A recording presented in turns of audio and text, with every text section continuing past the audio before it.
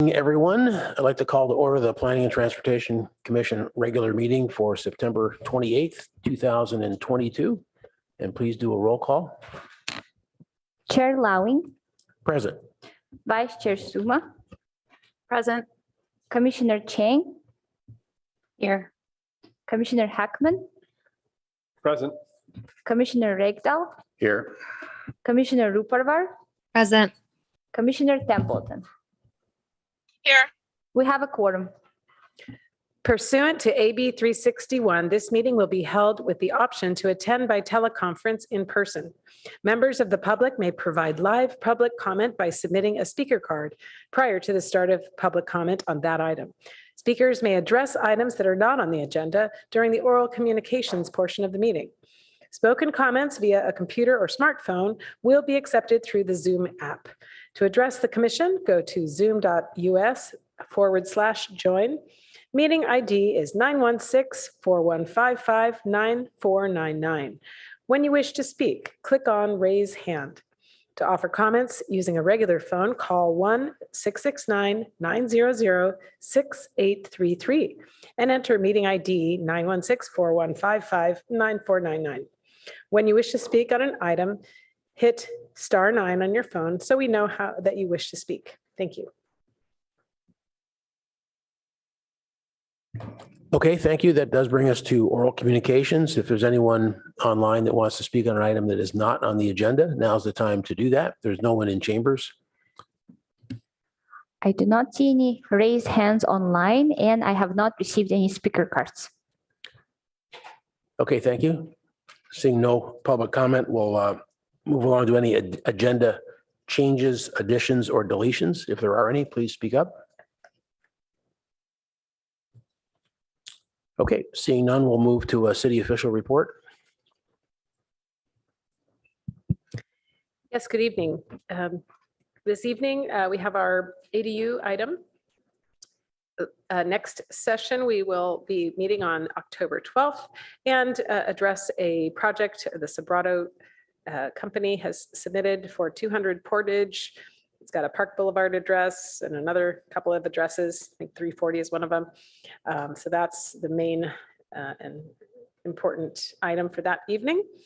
Coming up end of October with the Planning Commission, we have an item, heat pump water heaters. If anyone followed last night, the SCAP item at council, there's a pilot program proposed for heat pump water heaters to help us meet our climate goals. And then also that night, we have a scoping meeting, ER scoping meeting for 660 University. It's a PHZ proposal for housing and other uses on University Avenue. Then that's it for October. We'll look towards November for comp plan implementation, a study session on all of the state regulations that have passed through the state legislature and being signed by the governor.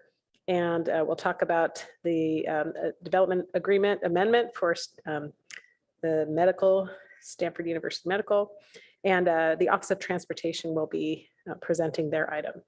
As far as what's happening at council, going to look and see who's the representative for. That would be me. Okay.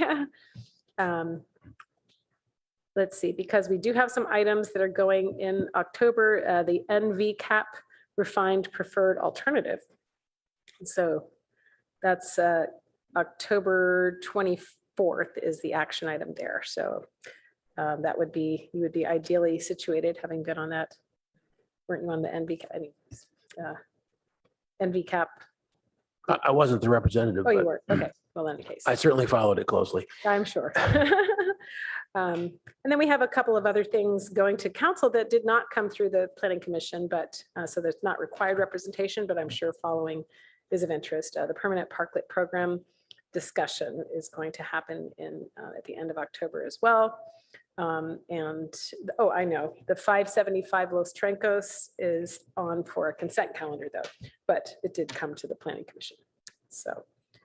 And then just to note, that will be in November though, the CUP thresholds item, November 7th. So whoever's up for November as our representative from Planning Commission, you can be prepared for that. Okay. That concludes. my Okay, any questions of remarks. staff? I do also have a slide that is of all of the state legislation that has recently passed, that maybe later in the meeting after the main item we can. You're fading out there. Oh. I do have a bullet slide of the state legislation that has passed regarding land use. We aren't really ready to give a treatise on that or discussion, but at some point, if you would like, we can just touch. I base think on this it. would be a good time to flash that Okay. up. Just to see the, what the governor's been up to. Sure.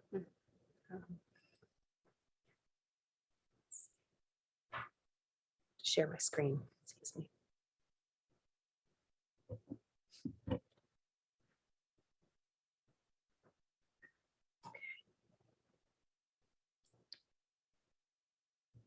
It's been a while since I've done this. Am I sharing my screen?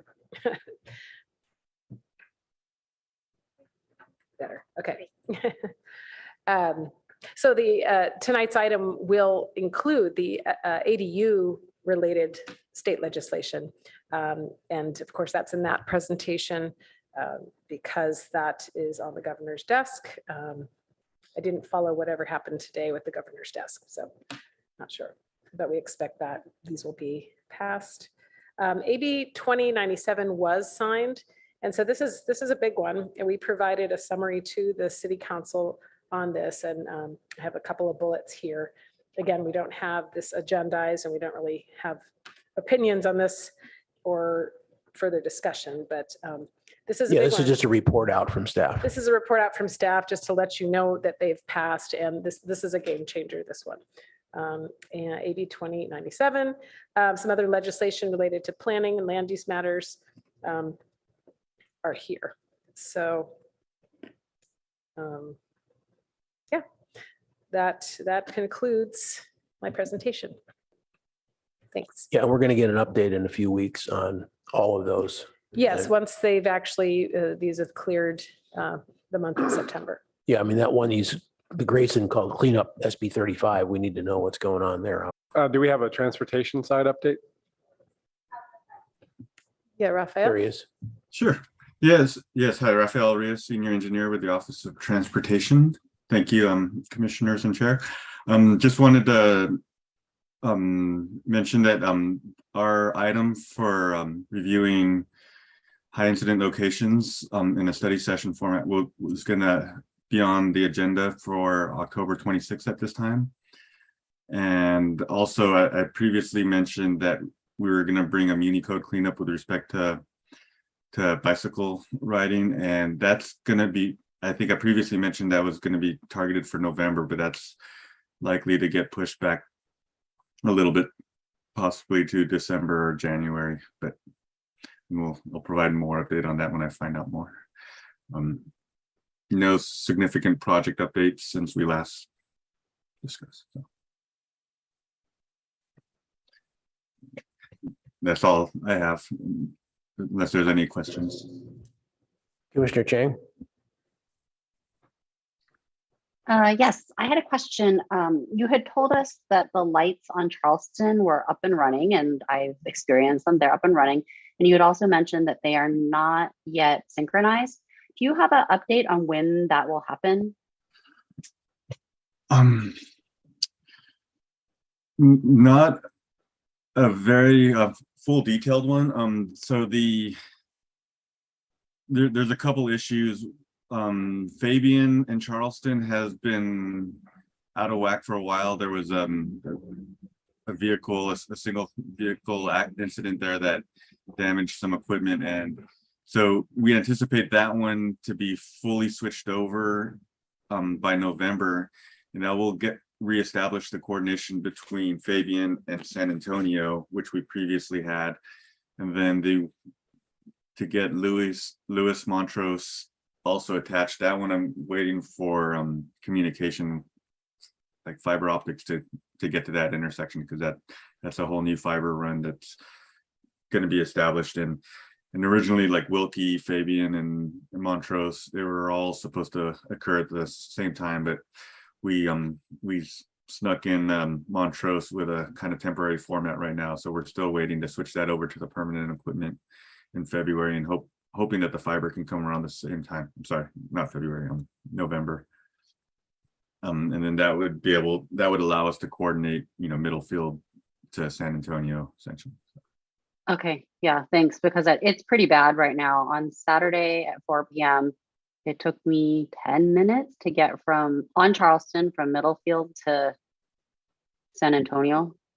And then it was fine past San Antonio. So it's just that little section, right? With like Lewis and then Fabian and then, yeah. Well, it happened, just a little anecdote about, you said Saturday afternoon, right? Yeah, there was a Earthquakes game as well as concerts. I was actually going for the concerts and several other sporting events at Stanford at the same time. So I got stuck on Oregon for a bit around that same time. So. Yeah. Except I was leaving Palo Alto. Oh, you were leaving. Okay. Yeah. And I still couldn't, right? So like going against the traffic. So it's just a really sticky, and I've heard a lot about it. So yeah, it is a brand new, intersection signalized traffic signal that will add a component of delay, to the corridor, and whenever you add a new signal. But yeah, the coordination is not,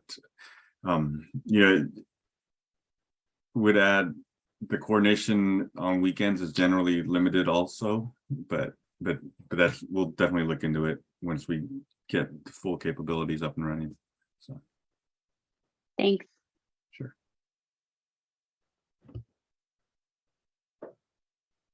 Commissioner Templeton?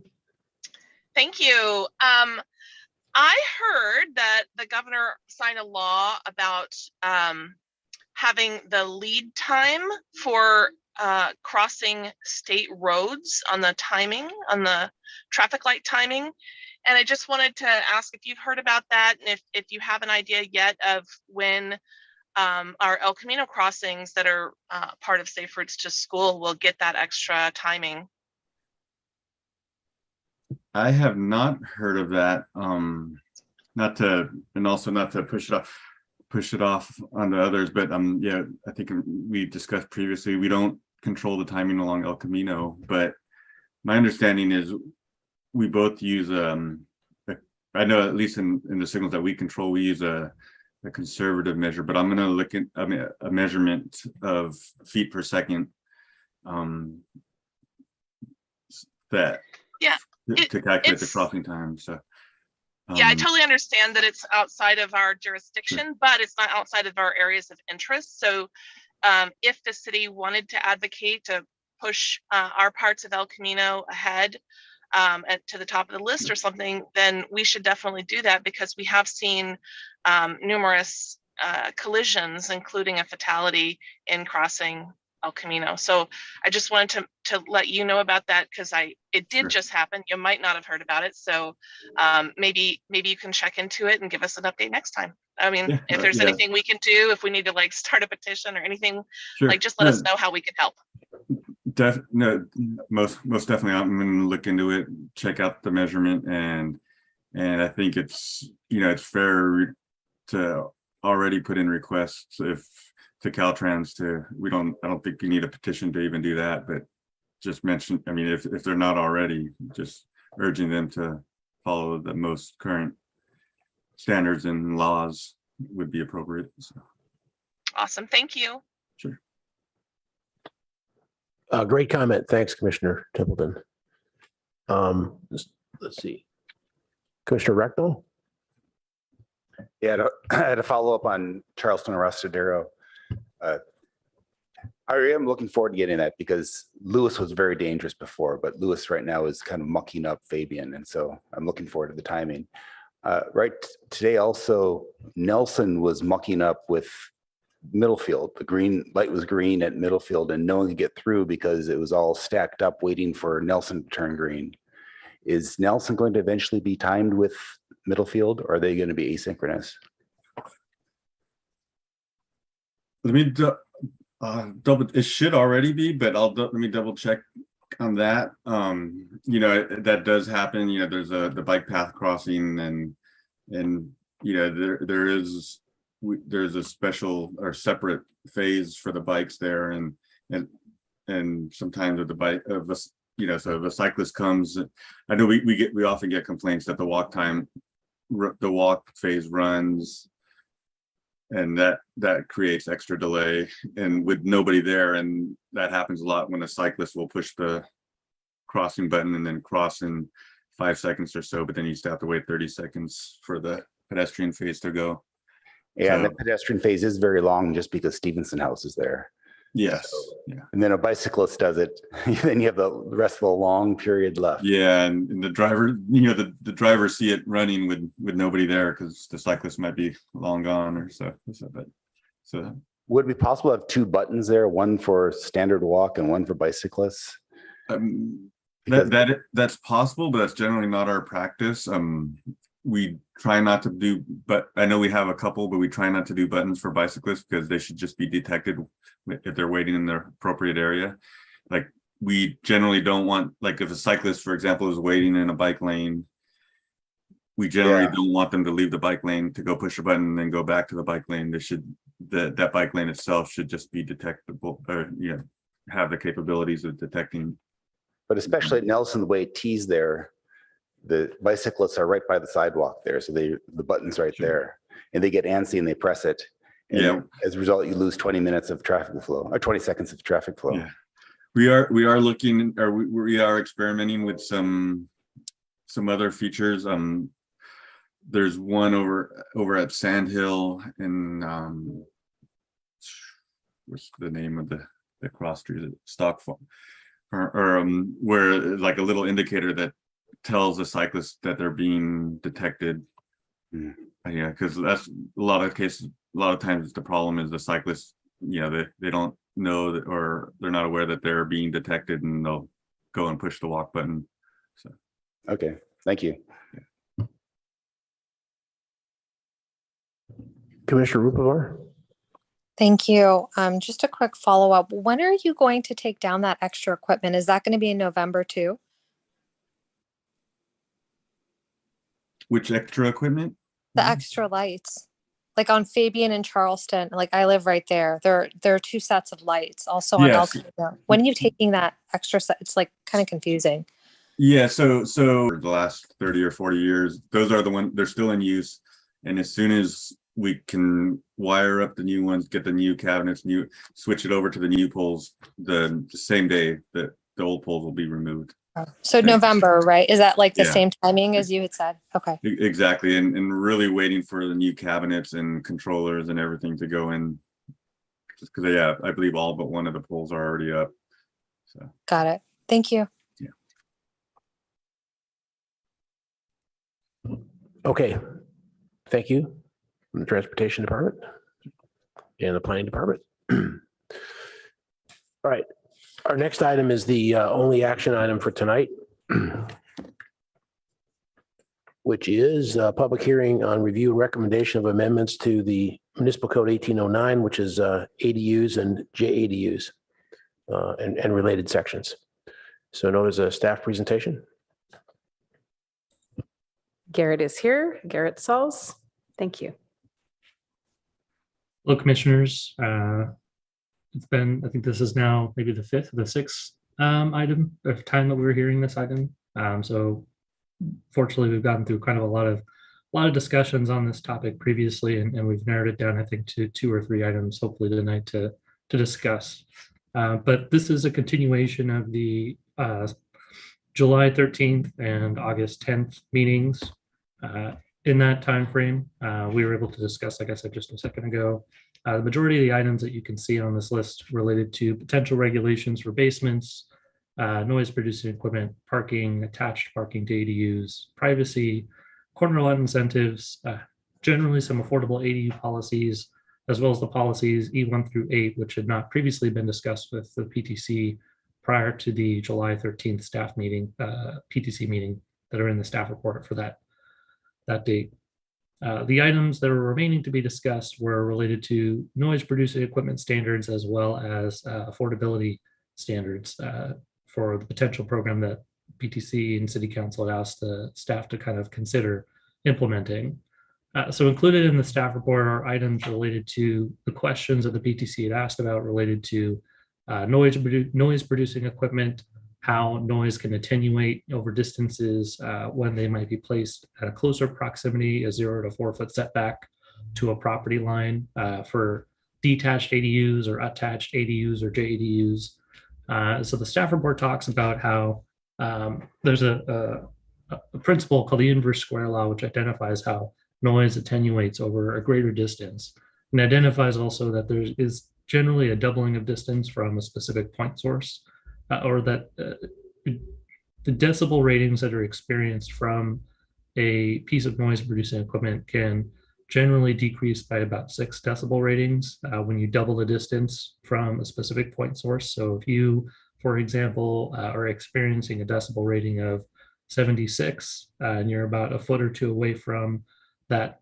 noise producing equipment, based on kind of general theory of inverse square law, you double that distance, and at about 4 feet away, you would be typically expected to experience maybe a decibel rating of about 70. If you double that to an 8-foot distance, then you would be experiencing something like a 64 decibel rating at that point from the unit. Another question that the BTC had asked about was whether or not noise producing equipment could impact ingress and egress requirements for the building or fire department. Staff had followed up this question with the fire department, who communicated that the presence of equipment within these areas can create ingress and egress issues in terms of being able to provide access for life safety during life safety events. But they also identified that the designs of these structures are not so regimented that there can't be a resolution in terms of the location of a noise producing equipment, a piece of noise producing equipment, or even a door or a egress window, for example, such that the fire department can still access the site safely in order to provide whatever services they need. So there are design aspects behind these buildings that can be resolved so that there would not be a conflict between presence of noise producing equipment and whether or not the fire department can access a unit. The other remaining items were related to affordability. The 2 items that you see first in Roman numeral 1 and 2 were motions that had been made in the previous hearing on August 10th, which identified that the policy, the potential incentive for reconstructing or expanding non-conforming walls was made by a motion of 6-0 to allow that policy for all ADUs, all junior ADUs and ADUs. And similarly, the removing the existing garage requirement that eliminating the 2-step process as an incentive was also approved to recommended to move to a policy that could be applied for all ADUs. The remaining conversation was about how exempting affordable units, that data distribution would kind of play out, and whether or not over time, over a 10 or a 15-year period, an applicant who might be receiving a waiver from the city for impact fees may actually end up losing money overall. So in the staff report, this staff had provided this analysis, which you see here, which talks about the data distribution of 80% AMI units. This was the kind of lowest end spectrum of affordable units, and the range of income that the city has provided to Alta Housing is kind of the $2,635 a month is basically kind of that highest end of how much someone could be potentially charged for their monthly rent if they fell within this income category. And then the market rate analysis is what staff in the staff report had been able to pull together from information from census data, from market studies provided by private organizations that generally talked about how there was a wide range within Santa Clara County between prices of rental units, and so staff looked to try to find kind of a median price, which came out to about the $2,890 that you see on the screen and in the staff report. And overall, there was about a 42% relationship in terms of how much someone might be able to, the relationship between the size of the ADU to the size of the primary home that might identify when someone can kind of break even in terms of the income, the impact fees that they might be charged. relative to for a 10-year period of time. For a 15-year period of time, that factor was actually more significant, that the size of the ADU needed to be closer to the size of the home so that they would be charged a greater number of impact fees or waived potentially a greater amount of impact fees to kind of offset this 15-year period, which you see at the end, which is this $45,900 difference. What are impact fees? Impact fees are fees that are collected to provide for the following services, which are parks, community centers, libraries, public safety facilities, and general government facilities. So these fees are designed to kind of offset an increase in demand in public services that occur due to increasing populations. As more units are built within the city, either single family homes, multifamily homes, ADUs, junior ADUs, this demand will generally increase. And these fees help to offset the impact of the increase in population. These are actively paid through development projects that are submitted to the city. And if these fees, would be considered to be waived, these city services or maintenances will generally decrease over time due to a lack of funding for these facilities, and potentially could even be or not be constructed dependent on whatever sort of revenue sources are available. So it is an important thing to keep in mind when making a decision about waiving impact fees or not. The other items that Ms. French talked about in her presentation were potential state law changes to that we're waiting to receive input from the governor on as to whether or not he will sign them. SB 897 has a number of items. These 3 items you see on the screen are kind of condensed as to the most significant aspects of our city's local of our municipal code that we need to change in order to conform with what this potential policy would allow for. So the first one is that for a detached ADU on lots with either an existing or proposed single family or multifamily dwelling, you could be allowed to have up to an 18-foot high structure, 18-foot tall ADU. Now, this requirement is that you be placed within a 1.5 mile walking distance of either a major transit stop or high quality transit corridor. And in Palo Alto, the only high quality transit corridor that the city has is along El Camino Real, the major transit stops being all the Caltrain stations, California Avenue, Palo Alto, and technically, just outside the boundary, San Antonio Station in Mountain View. In addition, there could be an allowance for an additional 2 feet in height to accommodate a roof pitch that's aligned with a primary dwelling unit. So potentially you may be able to have a 20-foot tall ADU. The second provision was about allowing an 18-foot tall detached ADU with an existing or proposed multifamily, multi-story dwelling. So the distinction here is that it's a multifamily and multi-story dwelling. If it were potentially a single-story dwelling, there may be the possibility that instead of allowing an 18-foot tall structure, there could potentially instead be a requirement or an allowance to have a 16-foot tall structure instead. And lastly, there's a allowance or potential allowance for a 25-foot attached ADU. These ADUs would not be allowed to exceed 2 stories internally in height. So you would not be able to have a 3-story ADU, but potentially a 2-story ADU with this attached ADU. A lot of the other provisions that are identified in the staff report are somewhat more administrative policies that staff already adopts as a part of reviewing these applications, namely related to processing timelines, some, I think if I remember correctly, some discrimination in terms of allowing certain units to be converted from certain types of structures or not.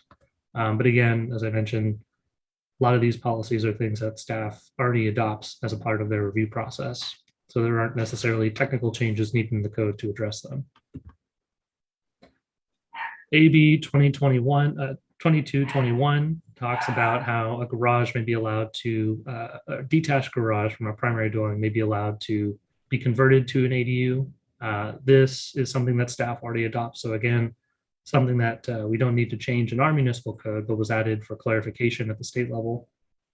It talks about denying permits for junior ADUs as well as ADUs, that the city needs to provide a full set of comments to the applicant identifying why the application is defective or deficient and how that can be remedied. Again, staff already does this in the normal steps of their review process and identifies to the applicant how those changes can be corrected. So there's not a need to update our municipal code to have that language more directly in there. The more significant change to this policy would be that they added a limitation to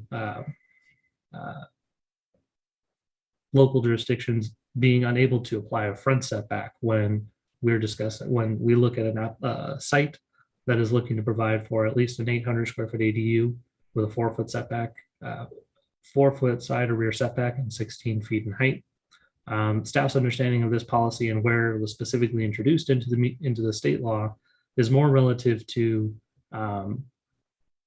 the scenarios where where an applicant or a homeowner may be looking to build an ADU, but for whatever reason have no other option other than within the front setback to develop that 800 square foot ADU. So it's not necessarily that it is kind of forefront to say that initially putting it within the front setback is the first approach, but if there are other opportunities to place it elsewhere, then those are the ones that we can look forward to, encouraging applicants to locate their structures there rather than immediately within the front setback.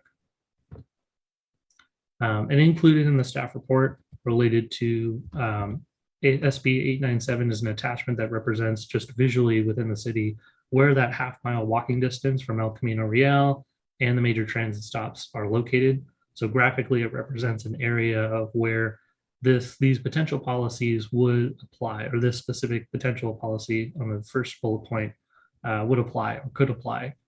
Staff would utilize that map in our GIS software to be able to apply this standard for future applications. So it is a helpful tool for everyone. And that concludes my presentation. But our recommendation is to recommend an approval of the draft ordinance to City Council and incorporate any suggested changes in a motion so that staff may be able to proceed with this ordinance. Okay, so we can do a round of questions. The idea is to come back and act on the items that we left open because we have voted on some previous items. Everybody has the same understanding there? And then, of course, we're going to look at the exact ordinance as well. So are there any questions for Garrett? Commissioner Heckman? Thank you, Chair, and thank you, Mr. Sauls, for, first of all, for bringing us information that we had asked for at our last meeting, because, we struggled our last meeting on a couple issues just because we didn't have the data and information. So we described what we needed, and I thought you provided it so that I feel a lot more comfortable taking a position on some of these items now because I feel like I'm more fully informed. So thank you for listening and following through. I had just a quick question on the when we're talking about incentives for affordable ADUs, and you've provided us with a lot of facts and figures, which I thought were very useful. The clarification I wanted was if we look on packet page 11, in the incentives, and we list 3 of them. The third one is exempting affordable units from impact fees and plan review fees. That's the title of the little item. When you have provided the explanation where you're plugging in figures, you just use the term impact fees. And so I wanted to find out if in the math you did, have you used impact fees as a shorthand for impact fees plus plan review fees, or is impact fees really all that was looked at here so that plan review fees were not included in the math? And I should have made that clarification. So it does only incorporate impact fees, mostly because those are very predictable in terms of how that fee comes out, because again, it's just based on a relationship of the ADU relative to the primary home, whereas the building permit fees will change, based on every square foot that's added or not included, and those fees can change a little bit more less predictably. So right now the analysis that's included on packet page 12 only identifies impact fees. So in addition to that, if there were additional waivers for plan review fees, which I know before I had said can range between about $4,000 and $10,000 roughly for ADUs. You can add that additionally onto it as potentially an additional incentive. But the impact fees, like I said before, are much more predictable, which is why we use those. Okay, thank you for that. That's helpful clarification. And then the other question I had is if the commission is interested in moving forward with some version of this concept of a waiver of impact fees for these deed restricted ADUs. There's not any language yet in the draft ordinance, suggested language to cover that. Is there? I'm looking, the heading for this is at the last line on packet page 25. It's section 1809060 affordable ADU JDU program. And then the provisions follow on packet page 26. But if we wanted to craft a concept here, it looks like there's not draft language there yet. We'd have to direct staff to craft some language of whatever it was the commission wanted to go forward with. Or did I miss something? Right. So in the conversations we had last year, we had talked a lot about, and then had brought on Alta Housing also to talk about kind of how that program would be implemented. And so in terms of what that would look like, it would more likely result in kind of like a policy document separate from the municipal code language, only in the sense that that document might need to be updated more regularly outside of just administratively, maybe updating terms or language that's incorporated into that document, that if there's a need to go through and have that language also updated within the municipal code, that can add kind of a lot of difficulty and just time to be able to make that change when if it's a separate policy document, it can be updated maybe a little bit more efficiently on staff side. But overall, the language that's included in there is really to capture the exemption for the impact fees, for example, as well as kind of the duration of the time that we're looking to potentially target these units for. So that's the 15 years that's included in the language, potentially up to 100% AMI, and identifying that the administrator will income qualify tenants. Okay, thank you. Commissioner Chang? Thank you, Mr. Sauls, for all of this information. Super helpful. I was surprised in doing all these calculations that you did, I was surprised to see that the biggest factor in determining whether waiving impact fees would make a real difference for the owner of the ADU was the relative size of the ADU to the house. And so can you just back up a little bit? It's a little bit out of scope for this meeting, but it would be helpful for context for me. How are impact fees for the main house calculated? Because it seems like they're different than the way an ADU's impact fees are calculated. Yeah, and I can bring that up too. Let me just give me 5 seconds real quick.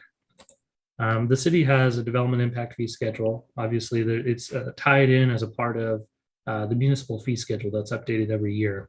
And previously, the city even had a breakdown of impact fees. And I want to say this might have been 2021 and before, or maybe even 2020 and before. There was a breakdown in single family home impact fees between homes that were less than 3,000 square feet and homes that were 3,000 square feet or greater.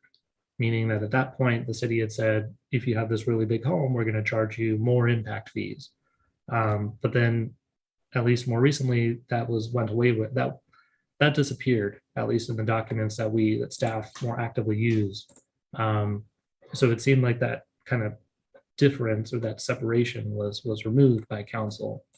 What I'm trying to pull up as I'm kind of describing all these things is the current impact fee schedule, which we have on our webpage.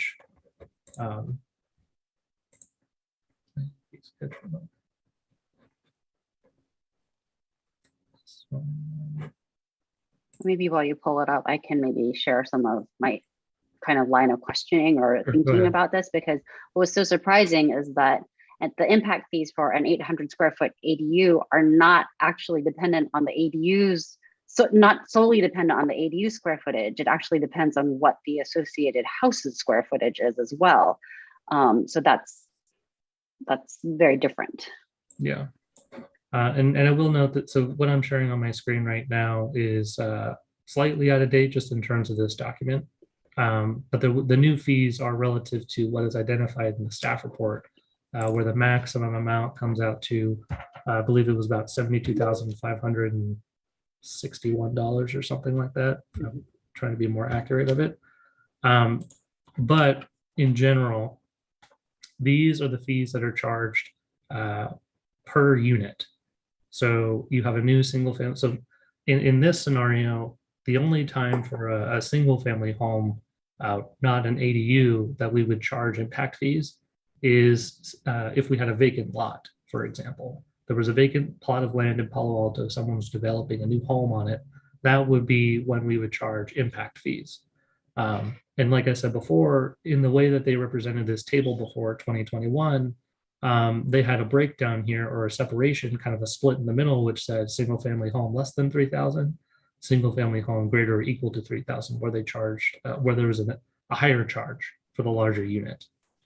And so with these, this ratio is also applicable to ADUs. So like I mentioned in the staff report, if the ADU is the same size as the primary home, we would be treating the impact from that unit as effectively kind of the same, 1 and 1. But the fractional relationship, or the relationship the state adopted in 2020, basically asked the question of what is the percentage of the size of the ADU compared to the home. And what occurred there is that, if it's 20% the size of that primary home, then you'd pay 20% of, the $72,000, right? And so let me understand, essentially we have a flat fee for a single family home.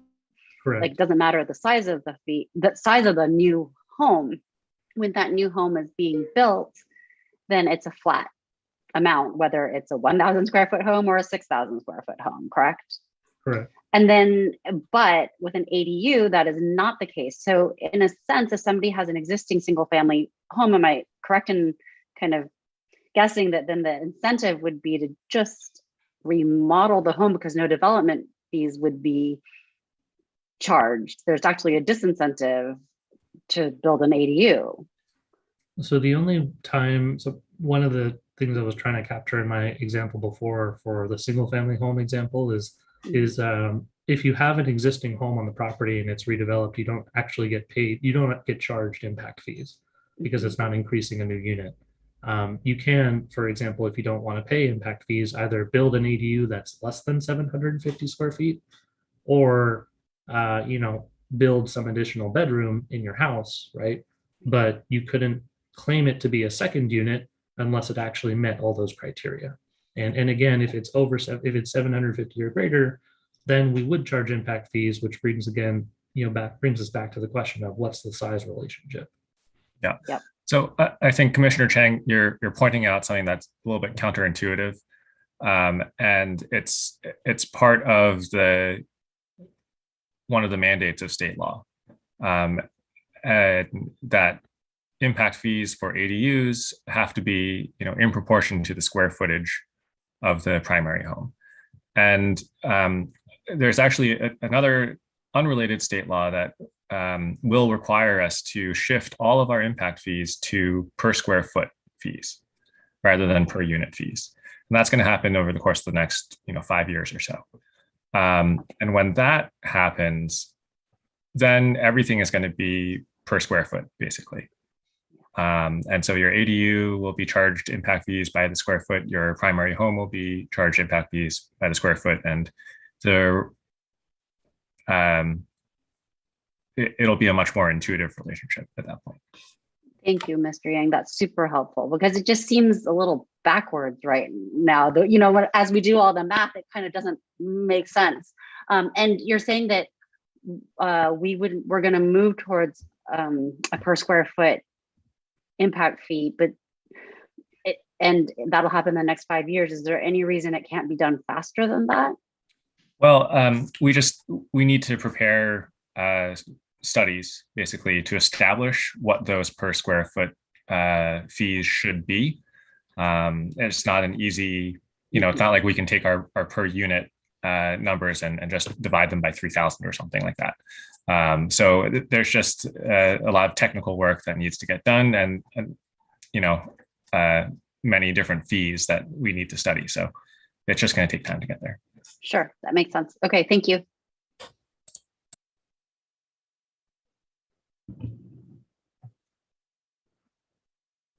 Other questions, Commissioner Rectal? Yeah, this is troubling because you do want an incentive for affordable ADUs, but the problem is that these fees, they aren't arbitrary.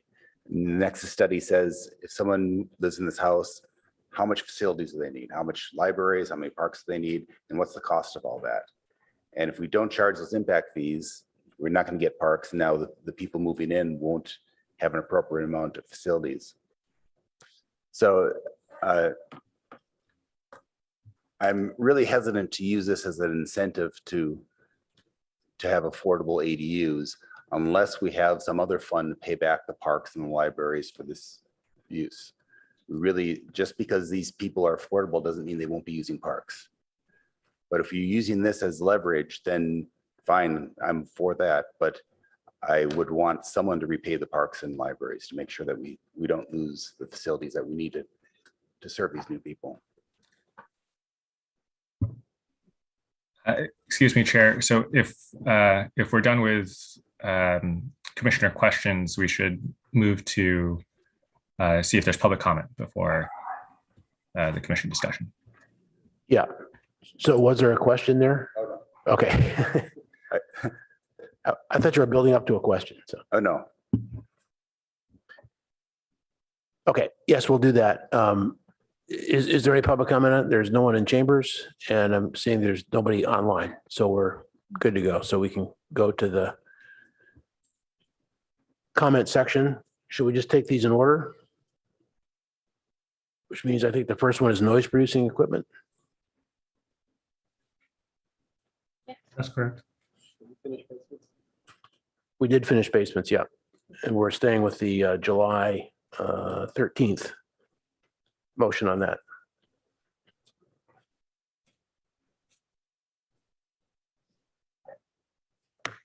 Okay, I actually had one question on that I'm going to squeeze in. When you commented, Garrett, it's also at the top of page 4 on this noise producing equipment, that the building is, the design of the building is flexible within a 0 to 4 foot setback. Is that flexible? Do we feel like that flexibility is going to be defined in a way that's understandable by the applicant and the builder and so on? We don't want to just say, hey, be flexible. We needed to kind of define that.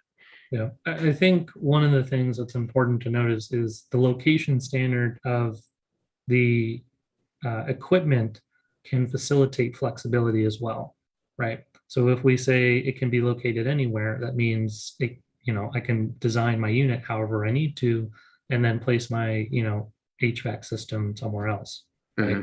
So as it relates to accommodating things like egress or ingress, right? If you have a structure that's abutting your property line and it really has a lot of work, you need to tear it down and rebuild it and do something else, that the Play-Doh to some extent is entirely malleable, right? You manipulate it in whatever way you need to accommodate fire or building egress requirements, as well as noise or HVAC system requirements in terms of where it's placed. It's not necessarily a scenario. I have yet to see a scenario where if the noise producing equipment standards were more flexible, someone would have a harder time to build an ADU or design it in a way that would address maybe some of the other issues. Because in general, you can think of at least a minimum size ADU is 150 square feet. So there's 10 feet wide, by 15 feet deep. There's a lot of space there to put in a window, a lot of space there to put in an AC unit at a door or some other appurtenance onto the building to satisfy kind of any of those allowances. And most ADUs tend to be some form of garage conversion, and those tend to be at least 200 to 400 square feet. So again, in terms of where that's located, the more restrictive standard for where the AC unit can be might have an impact because it might be in an inconvenient location, say in the middle of a building, in the building wall, and then you're kind of stuck, not able to put it on either a window or a door on either side for some reason. Okay. Vice Chair Schindler, your light on? That was for earlier. Oh, sorry. Okay. All right. So we'll just go ahead with comments now. Whoever wants to light it up here.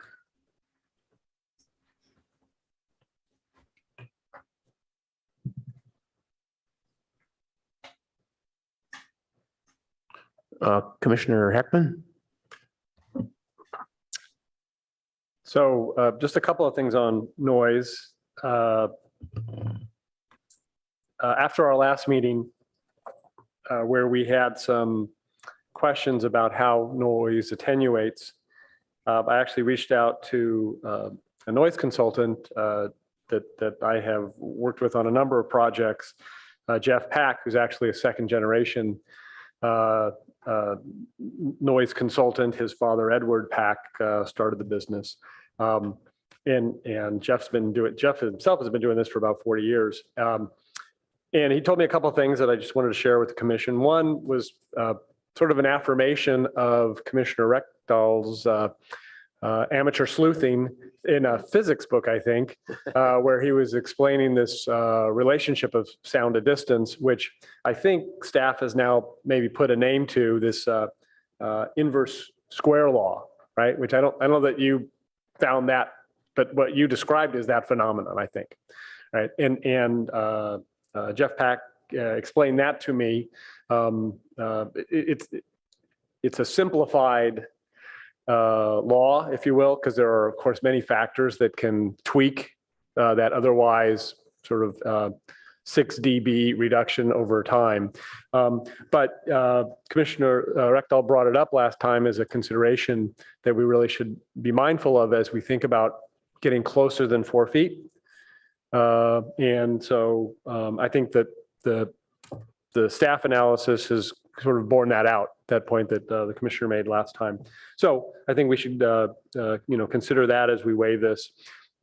And the other thing that Jeff Pack mentioned to me when I told him that our requirement is that this equipment, if it is going to be in that 4-foot area, has to be insulated and housed. And he says, well, that's not going to work because so much of this equipment needs airflow, and housing doesn't, won't allow it. And so I thought that was very interesting. But then I came back and I looked at the language that staff has, and it Act 22. And it's the 4th paragraph down, which is, the print is actually too small for me to read. I think it's I, and it starts noise producing equipment, but the second part of it, after requiring housing, it says, or the planning director can permit installation without housing and insulation, provided that all the, here it is right here. And so again, kudos to staff for forward thinking on that. The only question I had on this language is that whether it's the planning director may permit installation without housing and insulation, should that be and or insulation? So that doesn't seem like either it's got to have housing and insulation or neither, because maybe there are times where some, either housing without insulation or insulation without housing, maybe those are appropriate. So I'm just wondering if that needs to be an and or, but otherwise, I think we're covered on that issue. Yeah, it could be and or. I don't think there's an issue with that.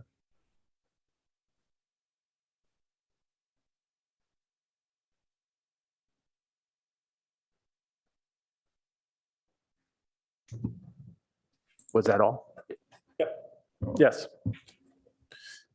I'd like to ask you a quick question about your question. And thanks for hiring that extra consultant. So isn't it sort of automatic that without the housing it's going to be noisier? So does there have to be some test done on that? Or do we think that's covered in the ordinance here? Well, I think that's what's provided in that sentence. I just didn't read down through it. It can be uninsulated. Yeah. And unhoused, provided that a combination of technical noise specifications, location of equipment, and/or screening or buffering will assure compliance with the city's noise ordinance. Right? So I presume that's literally testing equipment with an unhoused system. Is that how you read it? yeah. Yeah, that's correct. And in the event that we do see someone propose, say, like a 78 decibel rating unit near the property line, our first answer would be, show us the noise study that proves that this works. There's newer technologies with sound blankets that can help to more meaningfully dissipate sound kind of impact at the unit, and then obviously as a result from there. But those tend to, at the best case scenario, from what I've seen, tend to only decrease decibel ratings by about 5. And obviously as technology evolves, that could be greater. But I think more seriously, staff has been pretty capable in using their judgment to really know when to use or get us a noise study to prove that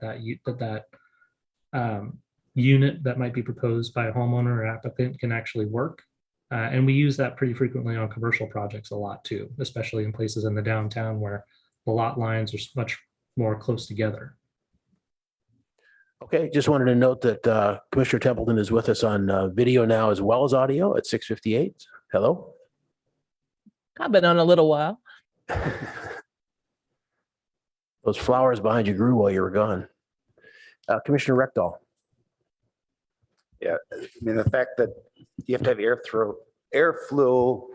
airflow through it doesn't preclude housing. For example, the muffler in your car, air flows through that, and that cuts down the noise quite a bit. So you could put baffling around it, but it comes down to they have to have a study and they have to meet noise requirements. And so I don't have any heartaches with this.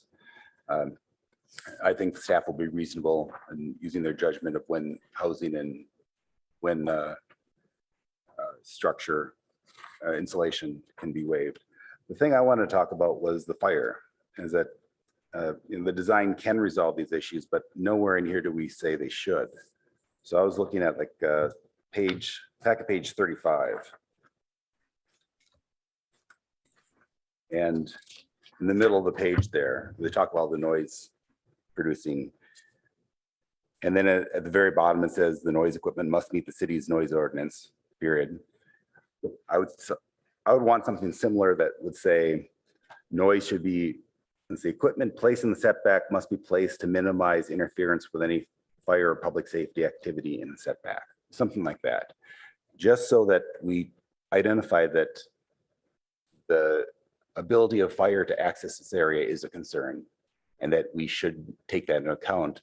I don't think we want to tie the hands too much, but I think we should make it clear that that's a concern, because in here, there's nowhere, we now are going into the setback, and I would want protection to make sure that we don't accidentally make a mistake. Can the fire department just provide that sort of spec? So typically during plan review, what will happen is, each department will review the application, planning, building, fire. Fire will look at an application and say, hey, you have your AC unit or your heat pump unit in this space that's leading towards where your egress window is for the master bedroom in this unit.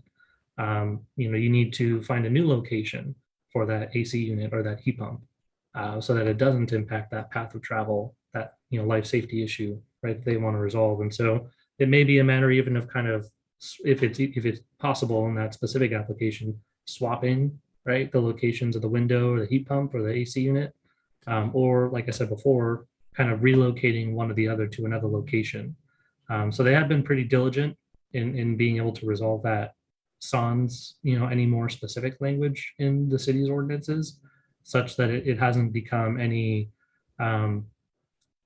prevalent issue that we would have otherwise raised to the BTC or city council beforehand to say, hey, this is a really big problem, and our zoning code is being even before 2020, when we reduced those standards, it wasn't an issue before then, more so because the standards were pretty restrictive in saying where they could or couldn't be. But even since then, we haven't had, any big flare up saying, from the fire department or applicants, hey, I can't make this work, because of, life safety issues or anything. There's always been a way to resolve that issue. Yeah, I don't see any downside of putting a statement in here saying that the replacement should take fire into consideration. I don't think that Yeah, ties meet anyone's fire hands. regulations or whatever it is, in terms of access. I agree with that. I mean, we talked about last week, do you have a 2-foot setback? And I was thinking more about that. And, then what happens if someone needs a 1.5 foot setback to make their project better? And I don't think we want to micromanage that much. But just saying we should take this in consideration. I think that's the right way to go. Commissioner Heckman? So right now, the language that we're looking at on packet page 35 doesn't allow this equipment to be inside the 4 feet, right? The first sentence is that this equipment has to be located, shall be located outside of the setbacks, right? Which means at least 4 feet away. So I think what we're talking about is the possibility of changing that to allow something closer than 4 feet. And that, if we add that language, that's where I think we would want to have that caveat that Commissioner Rectal is talking about, that you can be closer than 5 feet, provided the noise standards are met and it, doesn't raise a fire safety issue. Yeah, packet page 22 is where the markup was. And I was looking for the clean version, but the clean version is the original, not the markup. So it should be middle of packet page 22 is where the marked up version is that allows it inside the setback.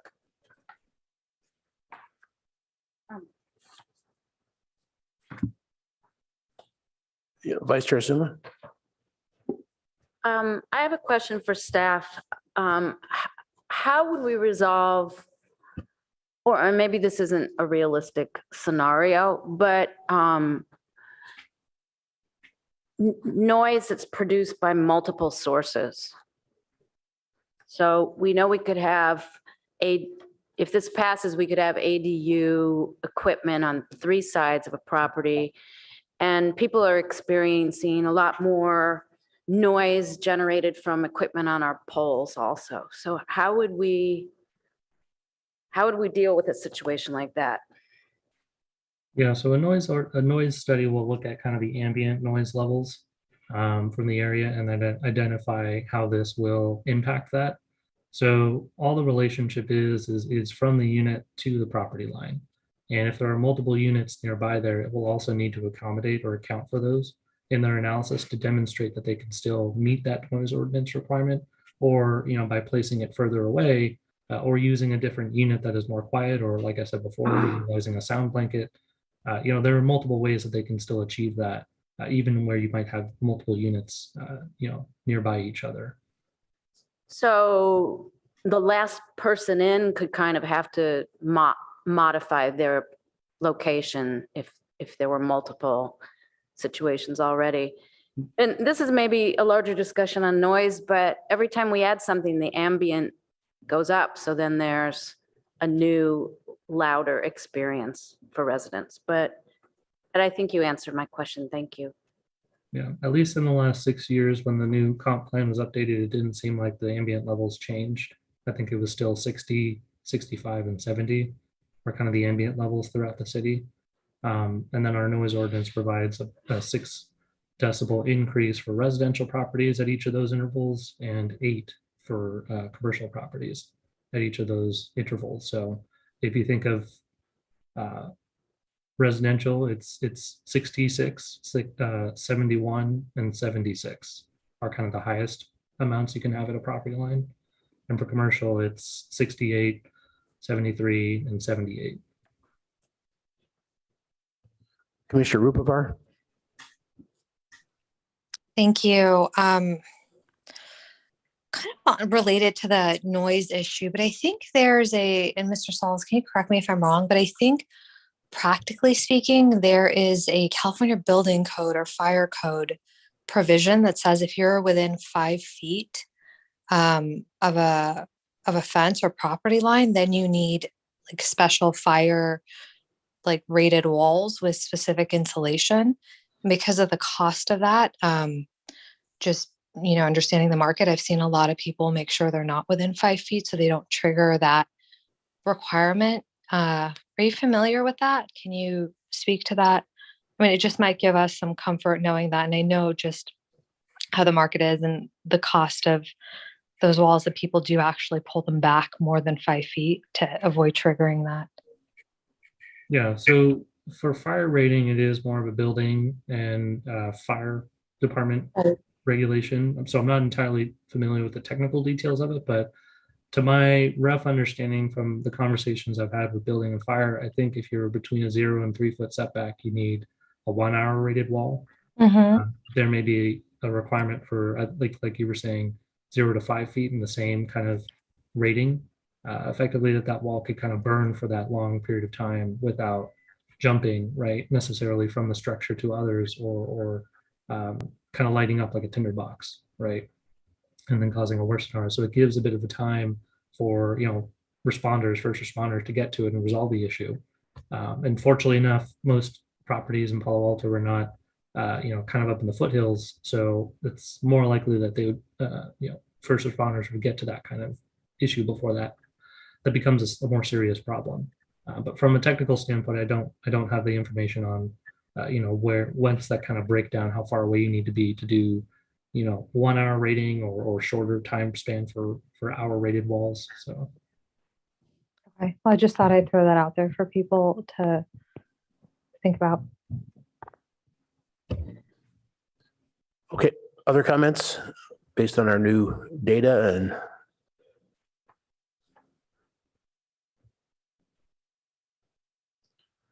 are we at a point where we want to just go ahead and make a vote on this one? Anyone have a proposal for a vote?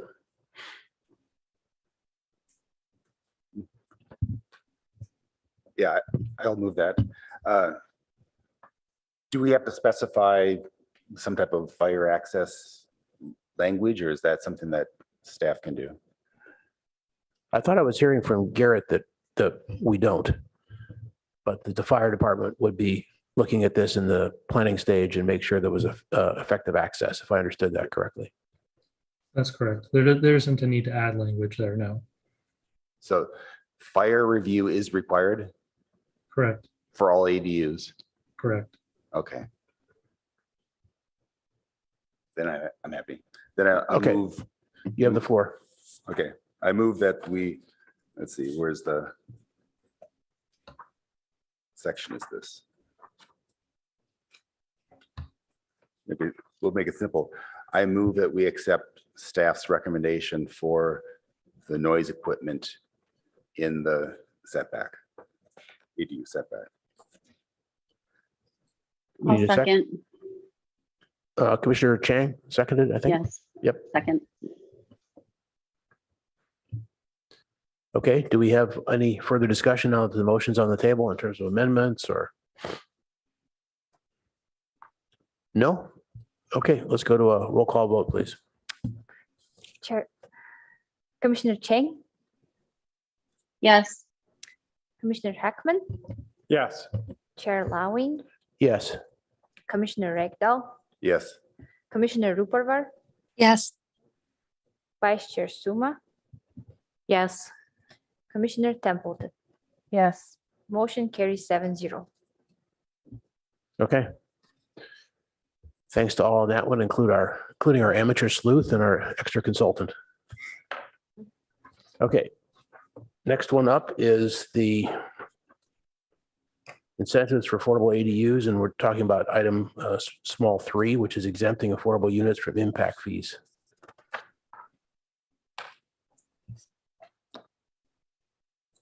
Who would like to go first on that? Commissioner Chang. I have some concerns about doing it. And I think I talked about this before when we were talking about affordable ADUs. I would be open to so my concern is that we don't know what the demand will be. My suspicion is actually that the demand won't be very high, but with the impact fees being structured the way they are, we really don't know what the budget impact would be. So even for a 800 square foot ADU, the impact fee could be, 20 something $1,000 or a couple times that. And so I would like to see this more kind of in I would like to, like, if we wanted to do something like this, I'd want to do it in a way where we could protect the downside for the city services that rely on the impact fees. So my suggestion would be to do some sort of pilot where we allowed X number of ADUs, right? Just to sort of see what the data came in as. Or, I mean, if the city wanted to do it on an ongoing basis, I think that the city could say, well, we will set aside sort of a budget of impact fees that can be waived to be spent down, right? Of $200,000, $500,000, $1 million, whatever it is. And the first, all the ADUs that are affordable can have this impact fee waived until the total amount of impact fees gets up to this threshold. And we could say that that's a threshold, an annual threshold. So that way, at least we're sort of budgeting and planning for it. And also we don't let it get too out of control. So that's how if we're doing this, that's how I would recommend that we put that kind of a waiver in place. Also, I just think that there's this overall problem of how the impact fees are charged. And if there were a way to do the whole overhaul of the impact fees and waive the ADU impact fees for affordable ADUs, that would make a lot more sense to me, because it's really perverse the way this is structured right now. Thank you. Vice Chair Suma. Thanks. And this is sort of a question for staff. On packet page 13, you talk about a state program, Cal HFA, ADU grant program. I was wondering if there was some sort of how that works, a little more specifically, and whether it would be appropriate if somebody qualified for that to give them some sort of break or remove the impact fees, or if in fact this program could pay impact fees. I have the same concerns I think that Commissioner Chang has about removing impact fees altogether. But I do think there are residents that I think we have a fair number of residents who are house wealthy and yet don't have a lot of money. And this could be sort of a useful program for them if it helped them. So I wanted to know more about that state program, and also just to generally ask my colleagues to think if there was if this would be triggered by an affordability issue more than just for everyone. Yeah, so the program looks like it really only kind of covers pre-development costs, which would be associated more likely with paying fees, drafting plans, getting them approved, rather than it's related to, whatever loans associated with actually building anything. So to some extent, it might help them get the foot in the door, but maybe not resolve maybe the longer term issue of whatever loans they need to take out to actually bring on a contractor to pay and make those and source those materials and actually build it on site. But that's a program that it seems like the state is putting forward rather than that they have that grant program people can apply for, rather than any sort of like local jurisdiction has to implement it and then do the same thing.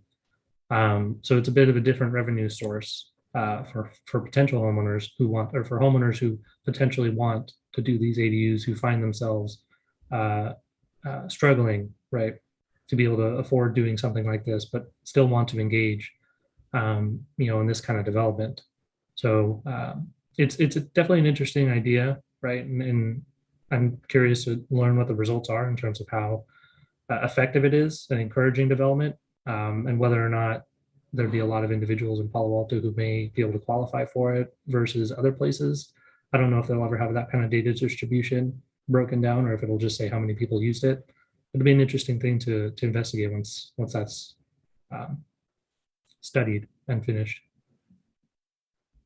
Yeah, I agree. It would be interesting to know more about that. So thank you.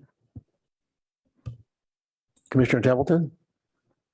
Thank you, Chair. Mr. Sauls, can you clarify this incentive we're talking about is for affordable housing? Correct. Only? So it would be only for ADUs that meet the 80 to 100% AMI county thresholds.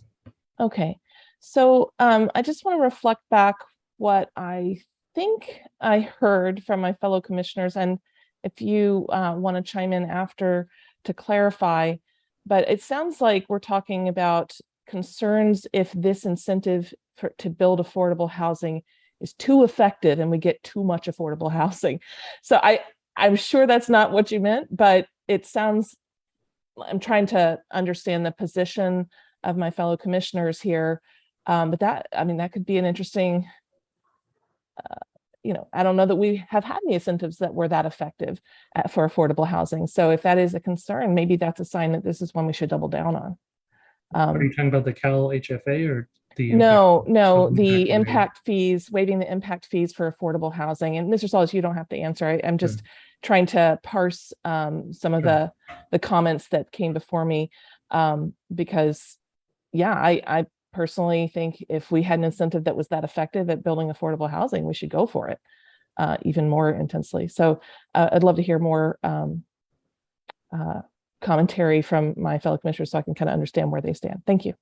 Yeah, it sounded, at least from what Ms. Chang had been commenting on it, it didn't sound like, it might have actually sounded like the opposite, that there just wasn't enough information to know how meaningful or impactful this would be comparatively, right? Like if there is an incentive, if the city more kind of carte blanche kind of waived impact fees, I think that might have more of the impact you're thinking of, where a lot of people would say, oh, well, I'll build a bigger ADU because I don't have to pay any impact fees. It's just whatever loans I got to take out to pay for construction and permitting, right? Right, but all of that would be affordable housing.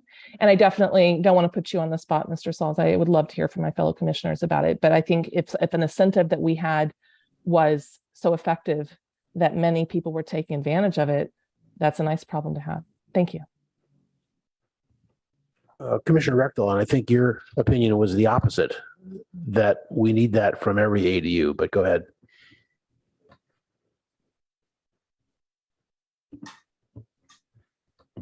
But yeah, impact fees and ADUs are kind of screwed up because having to pay $60,000 for an ADU just doesn't make sense. And so I think having a fixed fee would makes a lot of sense. And this will be fixed once we go to straight, per square foot. Then that will be a much easier issue. But also, like I mentioned earlier, I have a big problem with this coming out of the funds themselves. So why are we doing impact fees as opposed to just giving a stipend or an incentive, a cash incentive to people who want to make ADUs, affordable ADUs? Why are we even conflating this with incentives, impact fees? Sounds like that would just be a different proposal. Yeah. Is that a question directed to me or? Yeah. Okay. Yeah, I mean, it was just a part of the discussion that council had in 2020 was to evaluate whether this type of policy would be effective or not. And basically it's a policy decision that we could make that recommendation too. Okay. And correct, Garrett? Correct. To me, that seems a lot cleaner. Just then we can give an incentive. You could have that incentive per square foot or per unit or whatever you thought was appropriate. But then you don't have to worry about libraries and parks, and it's just a cleaner calculation, especially the way that's calculated today. So if you build a rental property right now, you have impact fees for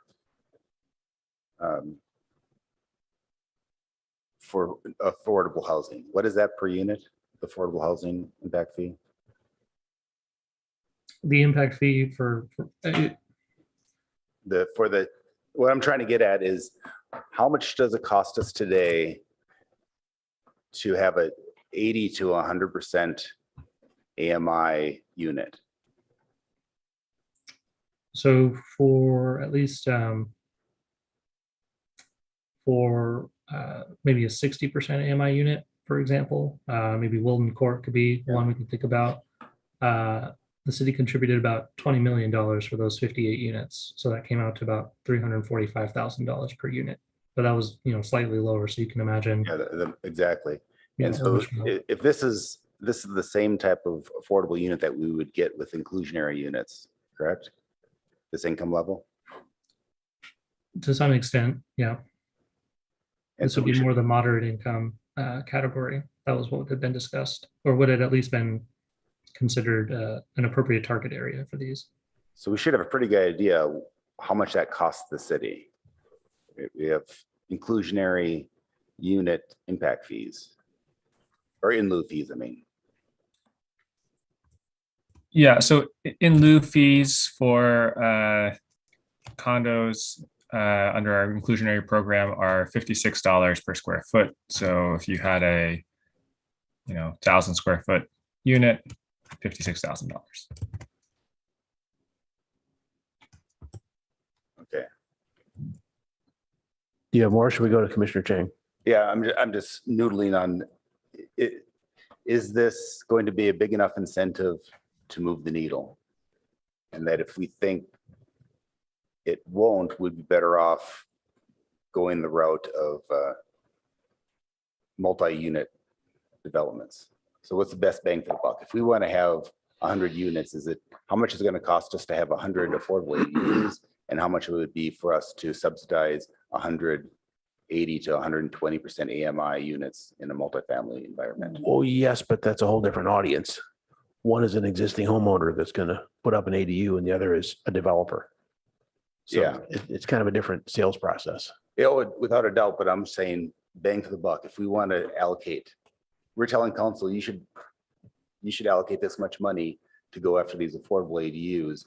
I'd want that to be a reasonable deal and not be a waste of money that could be spent better providing more people with affordable apartments elsewhere. Does that make sense, or am I missing? I don't think it's an either or. I think if you're trying to get affordable housing, you should be looking at it from all angles. But so I'm not sure that's the right comparison, I guess I'm saying. Okay. My thinking is that we have a finite amount of money that we can spend on affordable housing. How can we produce the most units? That's my question. Commissioner Chang?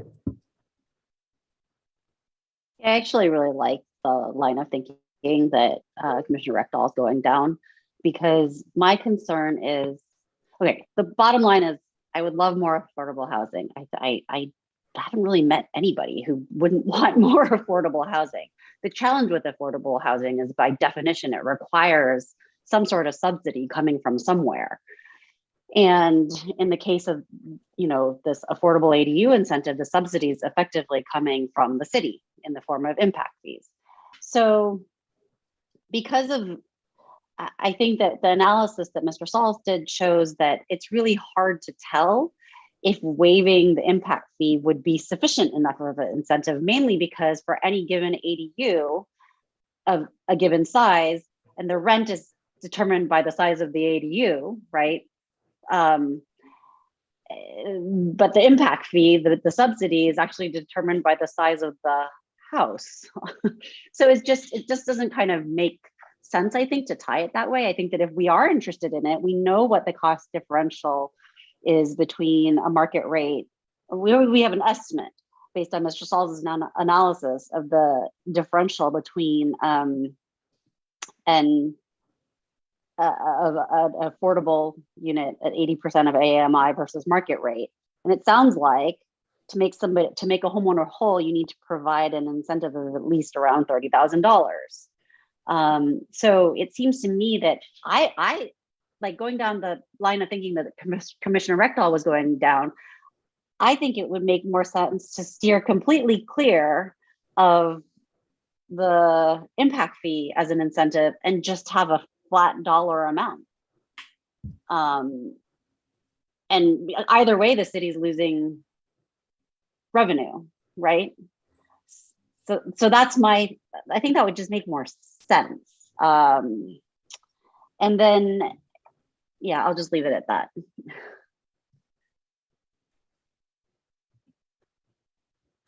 Okay, yeah, I just had a couple comments on this item. I'm a little, in spite of all your work, I'm a little suspicious about the validity of this data because you're comparing a lot of one-bedroom apartments to an ADU, which is just a different living experience. And also you're getting Santa Clara numbers, which aren't Palo Alto numbers.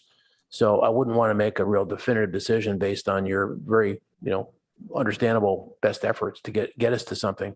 And on top of which, we're only about $300 different between the 80% of the market, even in this analysis. So I'm not sure that gives us enough of a delta to figure out an impact there. And there just isn't a lot of data out there that's available from rentals in ADUs. So that's the problem we're facing, but it seems like we're still going without much data. So the other thing I was thinking in the midst of all this complexity and lack of data, and now we're hearing that eventually it's going to move to square footage. I was most concerned about all this in terms of analysis at the very high end, because there's just even almost a visual, what should I use? Repulsiveness to having to spend $72,000 to put up a little thing in the backyard. So I was thinking maybe a simple solution in the short term is just to cap that, make it 45 or something like that, because that's simple to administer. It's only going to affect the affordable ones that have that kind of ratio. And so it sort of minimizes the damage to the revenue and gives us some sort of test. And we could even cap the cap, as Commissioner Chang was talking about. We could up to a certain amount of point in a given year. So that would be a lot simpler to administer in the short term. Let's see, Commissioner Heckman. Thank you. So I would really like to be a part of a planning and transportation commission that showed initiative in actually developing and promoting to the city council a program that had an opportunity to tangibly increase the amount of affordable housing in Palo Alto. And with the information that staff provided, I actually see a path to try that.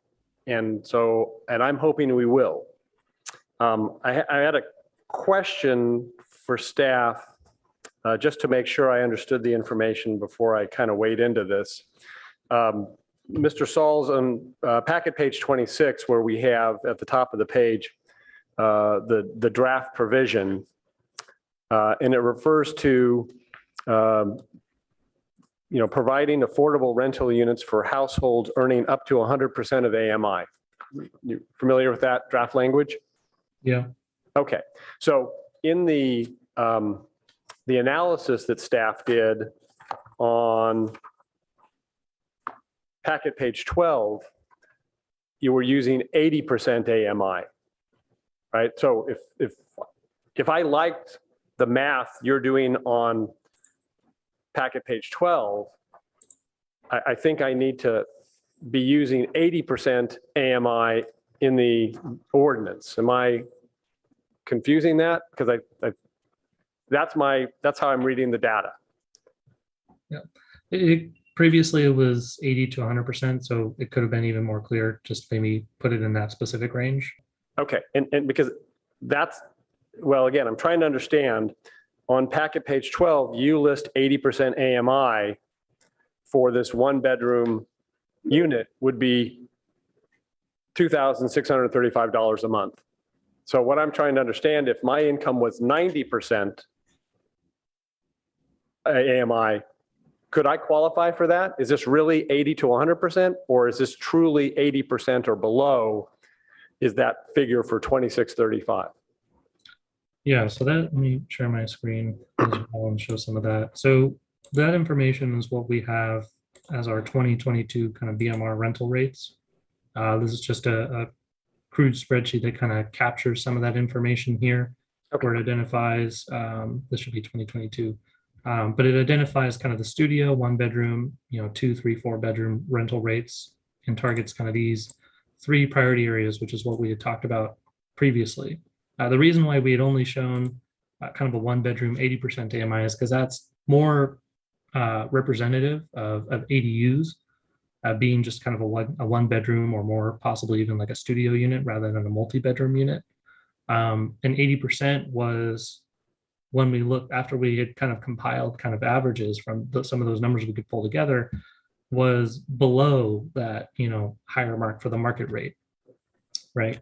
And even our kind of market rate data showing here, identifies that that amount could, be even above that average that we had identified. So to one hand, I think we were trying to also highlight that the market information as Chair Lowing was identifying is, I wouldn't say flimsy, but pretty, difficult to come by. But as a way to just try to represent as best we could, what are the target ranges? 80% shows kind of that lowest end spectrum of how you can still make this possible, where, anything above that really actually makes it, much better, right? So 90% or 100%, you can already tell that it's going to kind of go beyond that assumed market rate value that we have there, and will provide a benefit.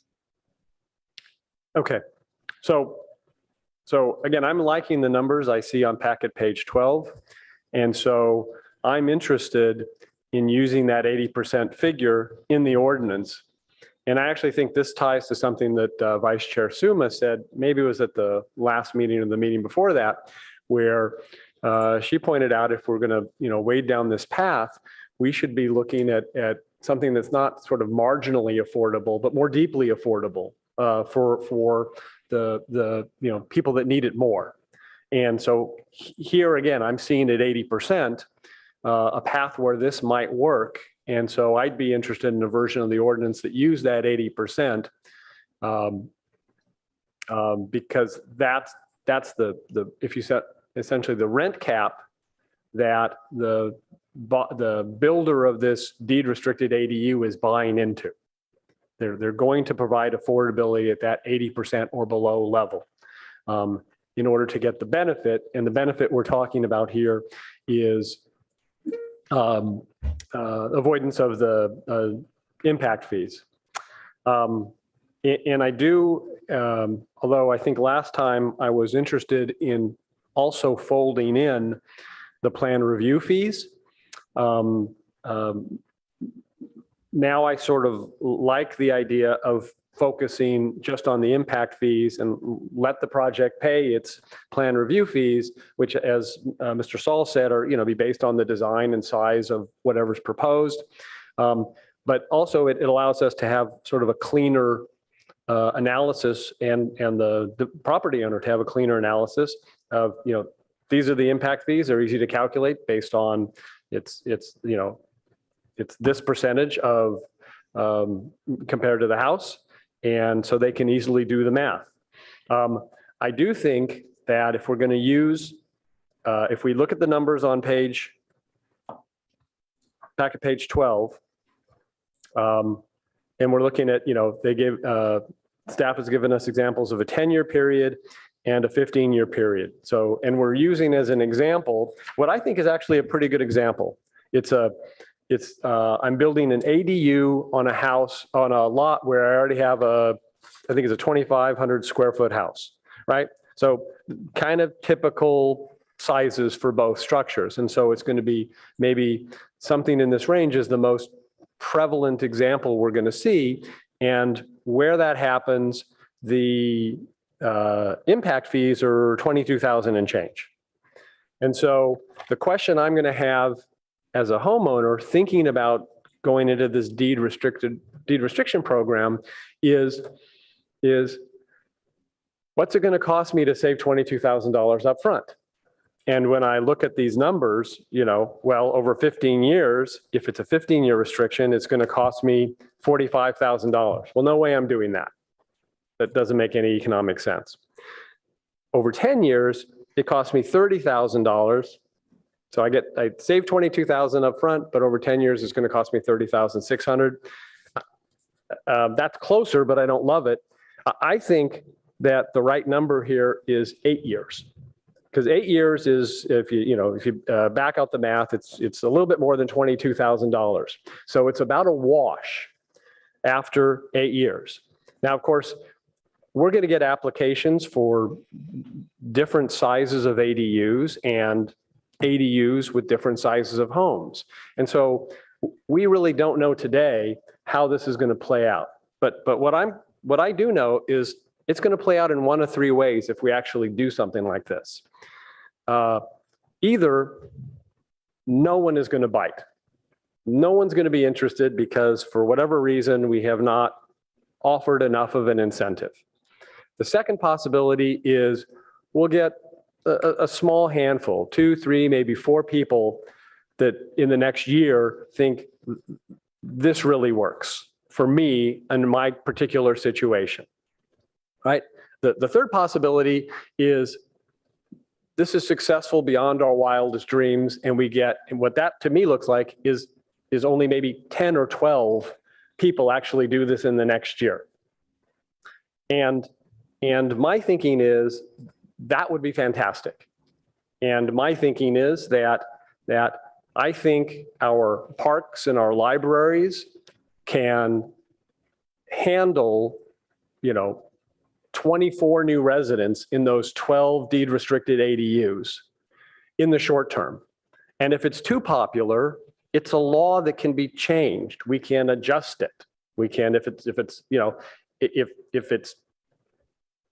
there are too many people that grab it the first year, then maybe we're going to adjust the 8 years to 10 years or 12 years, or maybe we're going to adjust the 80% down to 70% or something like that. But my thought is, let's try it. Let's see if something can happen with this experiment, which we can tweak as we move forward, and we probably will need to tweak in 3 or 4 or 5 years, whenever it is that the impact fees change to a straight per square foot basis, if in fact they do that. The laws are looking like they're going that way now, but we've seen a lot of laws take left turns in the last few years at the state level, and it's sort of hard to predict exactly how things will shake out long term. So that's my vision. I would like to see a version of this ordinance with an 8-year period, an 80% AMI that is limited to impact fees, which the draft language already has. And I'm hoping that as a group, we have the courage to support and recommend something like that to the council. Commissioner Templeton? Thank you, Chair. I appreciate those remarks, Commissioner Heckman. I do think if we compare the kind of the cost benefit, if we're really talking about the impact that these affordable housing homes, units would have an impact if we discounted or significantly reduce the impact fees. I think it's going to be nominal, and we do get a benefit. It's not in dollars, but the benefit we get is affordable housing in our city, which has been traditionally, so far pretty hard to create. So if we could lower the barrier to entry and incentivize affordable housing, different types of affordable housing through having discounts on the impact fees, I'm all for it. I don't think revenue is the point. I think that the major benefit here is the housing. So that's my 2 cents. Thank you. Other comments on this? I just want to confirm that we have the math. You're proposing 100% waiver of the fees for 80% BMR? Right. Deed restricted at 80% of AMI for 8 years, 100% waiver of impact fees. Right. And so your calculation on that with the 2,500 square foot house example totals, say 22,000? That was using a figure that appears. Yeah, talk of fifth line of page 12, $22,784.33. So, and that's an 800 square foot ADU built on a lot that has a 2,550 square foot primary residence. And the 8 years, meaning after that, it's not deed restricted anymore. Correct. Because we have then it's just more housing for Palo Alto at market rate. Right. So we had a long discussion about that on a prior meeting. I just want to make sure that I've got the math correct. and I presume that it's not a motion yet, but I presume in this you would be amenable to, they have to make sure there's somebody actually living there and they're getting rent for it, and people are complying with these rules in terms of residency. Yes, and staff, I think, has taken a stab at that notion on packet page 26 in the next paragraph, where the housing administrator has to income qualify tenants prior to issuing a permit. So, and I think in one of our prior meetings, maybe we got a little more color on that from staff on how the program works. Yeah, that's correct. So again, with Alta Housing being kind of our,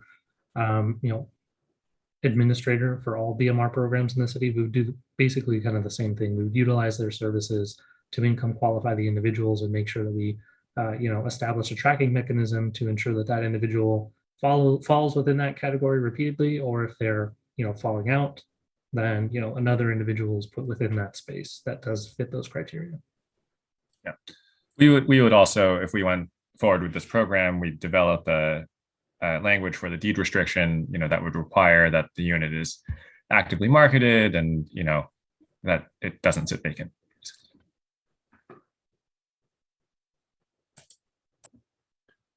Good. I want to get that part of the detail of how it would be administered. Commissioner Rectal. Yeah, I do like the 8 years. I think for a lot of people, 10 years is a long time. And I see this being especially good for someone who wants to, let's say in their 50s, and they want to retire there in that ADU. They build it in their 50s, it's low income. And then once it goes to market rate, they move in there and rent out the house. So I think that would be good. What about relatives?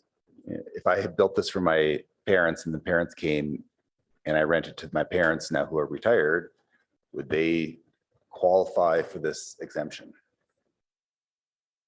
Mr. Sauls, would. So I think there are details that we would need to work out on how this program would be administered. If we really just wanted to hand it over to Alta Housing, then it would be, whoever is on their list. If we wanted to allow the homeowner to have more of a say, then Alta might just be involved in income qualifying the tenant that the homeowner proposes. And in that case, if it's a relative and they are income qualified, then that would, there wouldn't be an issue with that. Okay. I'm worried about people gaming this, because people game everything. I do like I said, I like the 8 years. I think this is a good project. I still do not like the fact that we're coupling it with impact fees. Why wouldn't we just give them a flat fee? Say, okay, you're going to do this, we'll give you X number of dollars per square foot or 25,000 cash. I think that's a much cleaner answer. To get to the same number? Yeah. I think Bart's barking up the right tree here. I just want, my only objection is the impact fee. Commissioner Chang? Yeah, I have the same objection to just the impact fee piece, right? I have no problem providing a subsidy. I just don't think that it should be tied to the impact fee, because the impact fee itself is variable relative to a given ADU. So I think that it would be better if we, if we're kind of aiming for this 22,000, just like 25,000 or something like that and we don't know how many people will take it, but then at least it's not tied to future strange legislation about the impact fee. It's just a subsidy for affordable housing. And in my mind, at that price tag, to get an affordable unit for 8 years for $25,000, that's a huge bargain. I mean, if people really would do that, that's fantastic. So I'd be all for that. I just don't like tying it to the impact fee because of the strange way that the impact fee is calculated. Again, just a clarifying question on what you're saying. when the ADU was done and rented, they would get a check for $25,000? Yep. Or we could say to offset development fees up to $25,000 or something like that. It's just so strange the way the way impact fees are being calculated, right? The same ADU could be $22,000 impact fee or $72,000 impact fee. And hopefully that is a separate issue that we will work to fix.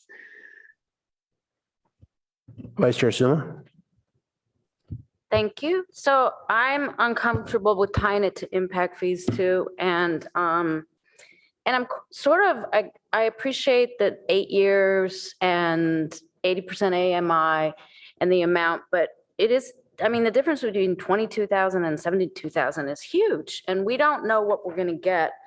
I think it would be better to tie this to the Affordable Housing Fund, which I understand doesn't have much money in it right now. But I just think it's a cleaner way to do it.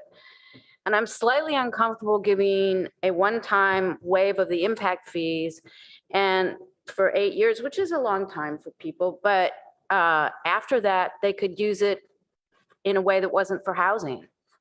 And we don't have any control over that under the state law. So I'm a little uncomfortable with that. And I think we really need our impact fees to pay for city services, especially as we grow as a city. And for fairness, I would think it would have to be sort of the next person waiting on the ALTA list. I mean, people wait for many, many years. And I think that might be hard to work out for this program because I think people will want to choose more who's staying there. So, you know, it doesn't make a difference if they still have to be income qualified. But I'm worried it's a little bit unfair to take somebody who's been on waiting list for a really long time and put someone ahead of them in the queue. So those are some of my concerns right now. Commissioner Heckman?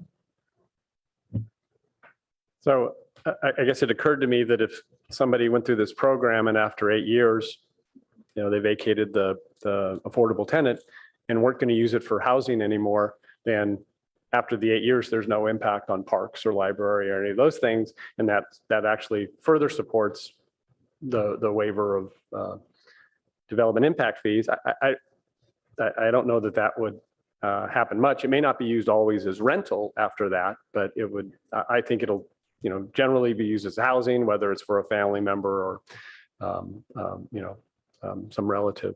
I had a question for staff. I don't know if this is for Mr. Yang or somebody else in staff, but is there some prohibition of the city of Palo Alto using money from its general funds for parks or libraries or the other things that development impact fees go to? In other words, is the city constrained to only use development impact fees for those purposes?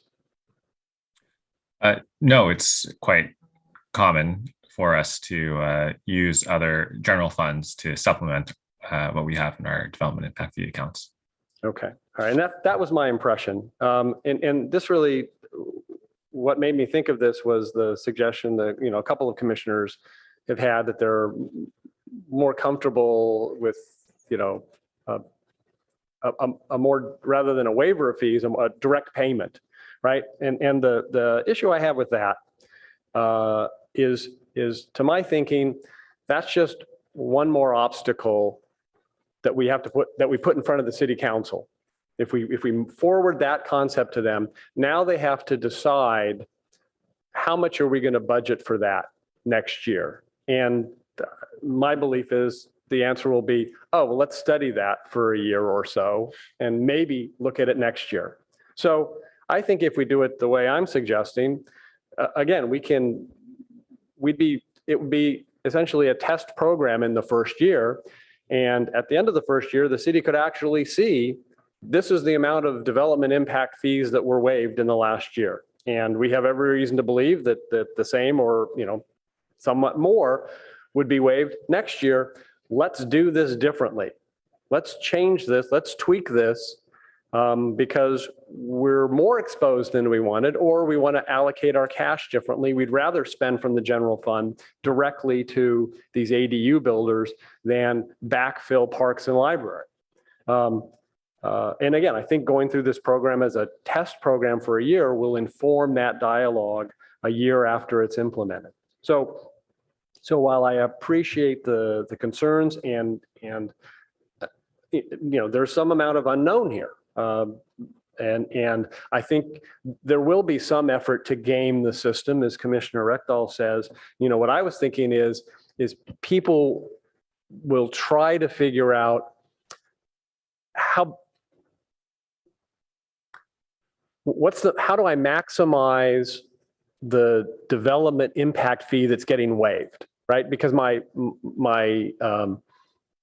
rent is going to be somewhat fixed. So if I can propose this house and I'll have a development impact fee of 22,000, this ADU with a development impact fee of 22,000, or this ADU with a development impact fee of 35,000, but in both situations, I'm only losing $23,000 in rent over 8 years, I'm going to go with that, what I think is going to be a larger structure, right? Which, okay, so they got away with something there, and we might see examples of that in the first year and then could adjust. On the other hand, that larger structure is probably going to have more bedrooms, and maybe that's a good thing. So I appreciate the concern, and I agree that people will act in their financial self-interest. But here we want people to work. That's what this incentive is about, is giving you a self-interest reason to do the right thing. And so I'm liking, at least for the first year, trying it with a waiver of development impact fees.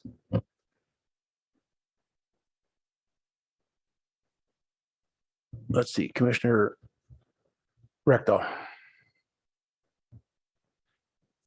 Yeah, Bart does bring up a good question about funding. You'd have to have, if this was a direct payment, it'd have to come out of some fund, as opposed to saying, I'm not going to collect this. Therefore, you're reducing your revenue as opposed to increasing your outlays. So from a budgeting standpoint, it is easier for your waiving fees. I would just still, if we are going to waive anything, I would like to waive X number of dollars as opposed to the very strange impact fees. But again, in the long run, this is a bad policy. I think we need to make sure that any fees that aren't collected are paid back the next year by the general fund, or within 2 years. If we want to effectively use impact fees as a no interest loan to the city to support affordable housing, the benefit is that we're getting affordable housing, and that's a huge benefit. And I agree, in the short term, if we don't get money in 1 year for parks, that the parks aren't going to disappear. But I don't like the precedent. I would want to say in there that the funds would be paid by the general fund back into those impact fee funds within 2 years. That would give council time to allocate that money and pay it back. I just want to make a couple comments on how you've elaborated this, Commissioner Ekman.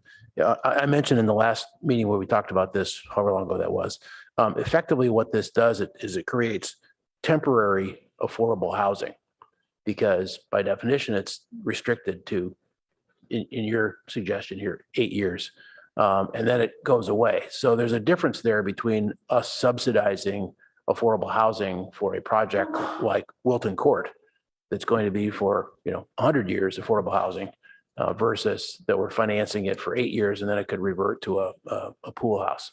So just want to put that on the table as a consideration. And I do think that Councilor Yang has a point here that we have some details to work through. So a procedural question relative to where we are in the rest of the ordinance: would we want to, for example, approve one point and pass it on and say we want to look at maybe a draft ordinance more along the lines of what we're discussing and separate that in terms of council recommendation, or would we just sort of postpone the whole item again? I don't know about the urgency of this.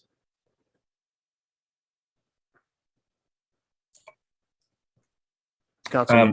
So if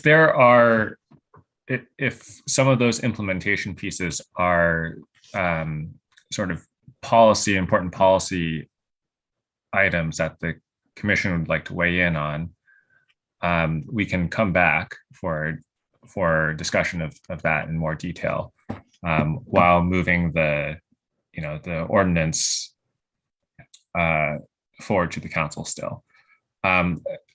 I generally envision a lot of the detail to be something that staff will work out with Alta Housing at an administrative level. But if there are items that the commission wants to provide direction on, that's something we can schedule for a later date if we're not able to get to it today.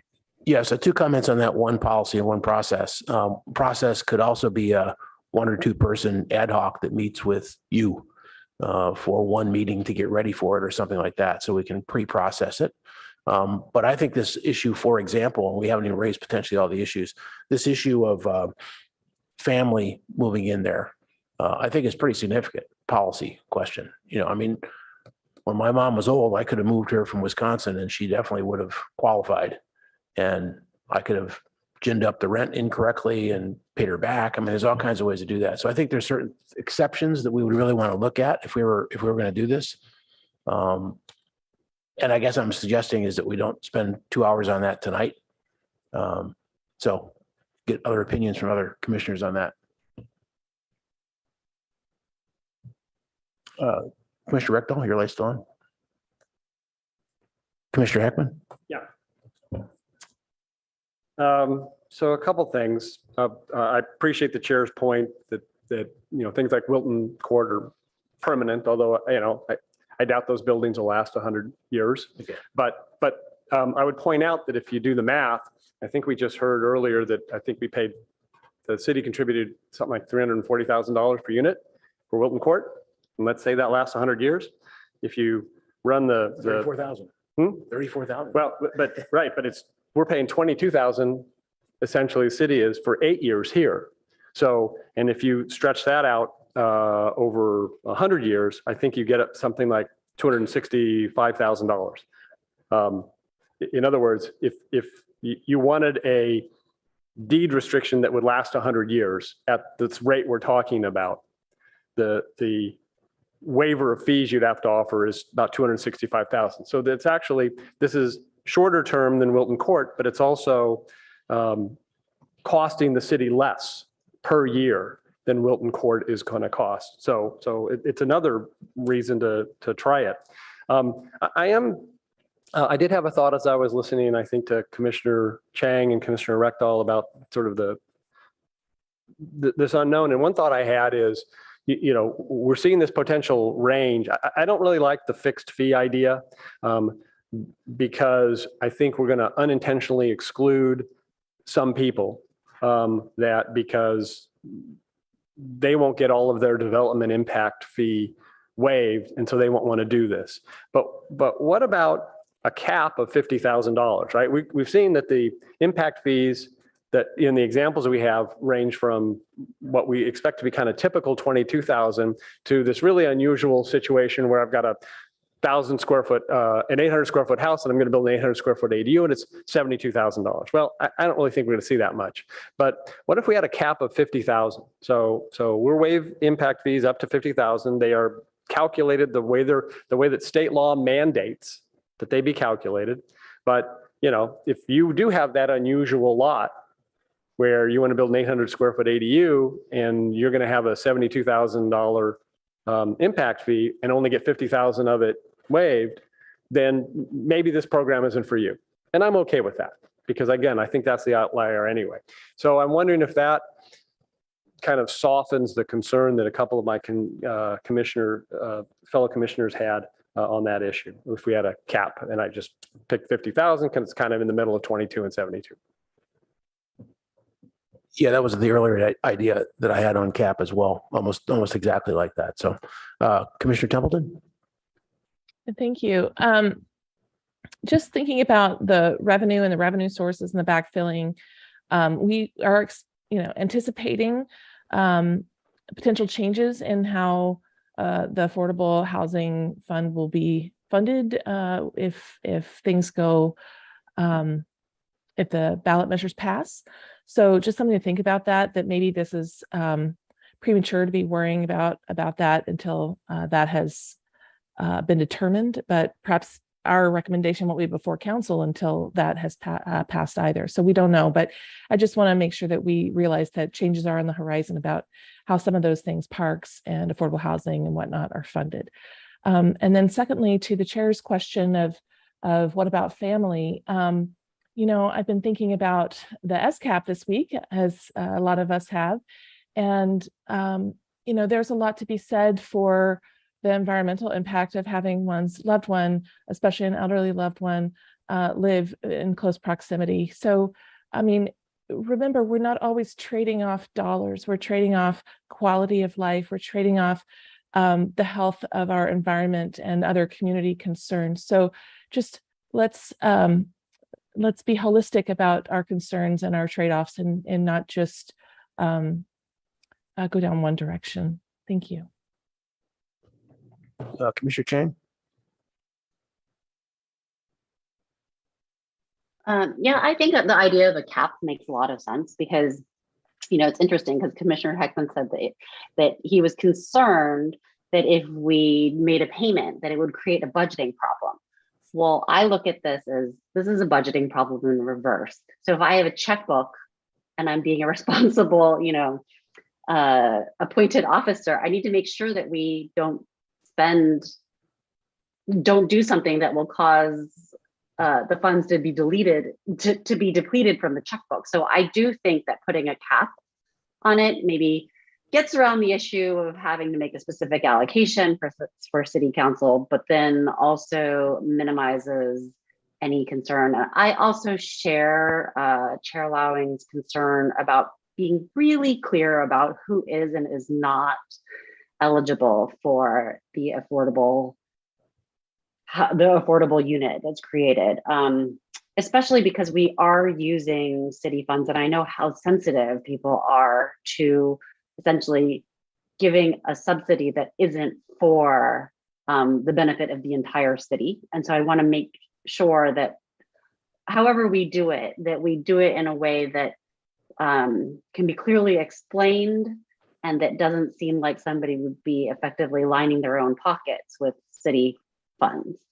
But I do think that there's a way to do that. And I like the idea of a cap. I'm not sure 50,000 is right, since we're looking at the analysis, and I understand that it is a back of the envelope analysis, but it looks like it's more like a $25,000 benefit. And I'm not actually, the other issue here is I'm not actually sure that it's that unusual to have a pretty small house on a 6,000 square foot lot. A lot of the original houses that were built, 50, 70 years ago here in Palo Alto are much smaller than the houses today. And those are actually ones where I can imagine that somebody would be particularly interested in building an ADU because they've got the space to do so. So that's just my 2 cents. I think that we are, as a commission, kind of several of us are agreeing on some sort of cap, and that might be a path that we could go down. Vice Chair Summer? Thank you. So I think a cap is a good idea, or when Commissioner Chang spoke about that at the beginning, I thought she was thinking of an overall cap that the city would identify, like a budget, not a cap for each applicant, but an overall cap about how much we can lose. I think the budget in coming years is going to be very tight. We're not going to realize enough from, and I think Commissioner Templeton was probably talking about measures K and L passing. That's going to keep us, my understanding is that's going to keep us where we are in terms of budget, while prices for everything, the cost of everything goes up in our, et cetera, in our other obligations. So I don't know if we can rely on that to find funding for some of the programs that might have to be cut for the other parks and libraries and whatnot from our CIP. And I think a 25K cap per person might be more appropriate. There are neighborhoods where they're predominantly smaller houses than some other neighborhoods in Palo Alto. So that might be something to think about. But also, I think maybe we should approach this as not a permanent ordinance, but a trial. I guess it would still have to be a ordinance, but it could definitely have Pilot a sunset. or a pilot? pilot, 1 year pilot. A something like that. sunset or something, because of the uncertainty of what we're going to get with this and the effectiveness. But just for clarification, when you said 25K cap per person, could you say what that is? Oh, I was thinking, I believe Commissioner Heckman thought we should cap each of the impact fees that would be waived at 50K, and that seems rather high to me. Could add up kind of quickly. Okay. Is that all? Mhm. Commissioner Heckman? Yeah, I think I'm ready to try a motion and see if there's a second, and then see what kinds of amendments there might be suggested. But before I do, I wanted to point out, I live on a 6,000 square foot lot. It's an Eichler, and I think the ground floor, which was the original, is I think between 13 and 1,400 square feet. And the subsequent owner added another 700, so now it's 2,000 square feet. So if I wanted to add an ADU in this program, it would cost me substantially more than 22,000, because I'd be adding an 800 square foot ADU to a 2,000 square foot house, right? So it's a higher proportion than our example of 25, a 2550 square foot house. And my impact fee, and Mr. Sauls can probably calculate it pretty quickly, on a 2,000 square foot house, my impact fee, I think, is going to be north of $30,000. And so, again, I think that I've suggested the 50 as kind of a buffer. I think if you suggest 25, then you're going to exclude everybody like me who might do this, but now I can't, because I'm only saving, again, if Mr. Sauls calculates, if it's 33,000, I'm only saving 25, I'm still paying 8,000, but I'm only getting the 23,000 or so in, I'm losing 23,000 in rent, and I'm paying 8,000. So I'm losing $31,000. So again, it will make it so it doesn't work for me. And the other interesting point is, even though I have a 6,000 square foot lot with only a 1,300 square foot footprint, I really have no place on my lot because of the way the house is laid out and oriented to fit an 800 square foot ADU without taking up really all of the backyard. So that there's just like a little sidewalk between the main unit and the ADU. And so, again, I think these are factors, and what it points out to me is we don't know that, every piece of property in Palo Alto is different, and we just don't know how it's going to play out. And so let's just try. There is no such thing as a permanent ordinance in effect, because the city council can modify or scuttle an ordinance at any time. So I don't think we have to call it a test program or a pilot. I think we just put it out there. And the thing I don't like about a sunset is, what if it's really working really well? Now we actually have to go in and modify the ordinance to take out the sunset. So I think the council has that power. And so you won't find that as a part of my motion, but we'll hear what people think about it. So my motion would be to recommend to that the city council adopt the version of section 18.09060 affordable ADU JADU program that starts on packet page 25 and consists of subparts A and B, with on packet page 26 with the following changes to subpart A. Changing the 15 years to 8 years, changing the 100% of AMI to 80% of AMI, and in the third line, after the words all development impact fees, adding the language up to a maximum of $50,000. Which page you want again? So that's packet page 26, which shows the modified ordinance, the proposed language at the top of that page in 2 underlined paragraphs, A and B. And I've proposed modifications, 3 modifications to subpart A, no proposed modifications to subpart B. Does everyone understand the motion? Can you repeat the third part? of the Sure. Change. Sure. If you look in the 3rd line at the top of page, packet page 26, there's a sentence that reads, "These units shall be exempt from all development impact fees, comma," and I'm proposing to add right after the word fees and before the comma, the language up to a maximum of $50,000.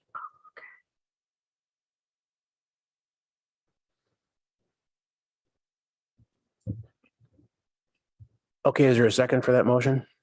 I'll second. Okay, we have a motion and a second, so now we can speak to the motion. So, yeah, I don't have much to ask. I think I've covered all of these items and really have, I've tried to listen to my fellow commissioners and find something that I thought might be attractive to most, if not all of you. So, and I hope the voting bears that out. So while I'm waiting for other lights to come on, in the last few minutes, I still haven't alleviated my concern that we're trying to do too much tonight with a lot of numbers and figuring out where it should come from and if we're going to cap the individual one plus cap the program. It just seems to be a lot of variables. And I think there's some policy issues here, like the family thing that we need to spell out or decide if it needs to go to Alta housing. And that seems to be, would be better discussed after you've done some modeling on the variables here and giving us the totals. So again, I just feel like it would be better to spend 2 hours with 2 commissioners and a staff member and just kind of get this thing a little trimmed up before you come back with a more a motion that has just sort of more of those things already ironed out. That'd be my first comment. Other people, Commissioner Rectal? Yeah, I agree with you that I think we're on the right path. But what I don't want to do is give something to council that we haven't really vetted. And I don't think we've really vetted this. I would like to see us polish it so that council doesn't turn around and throw it back in our lap.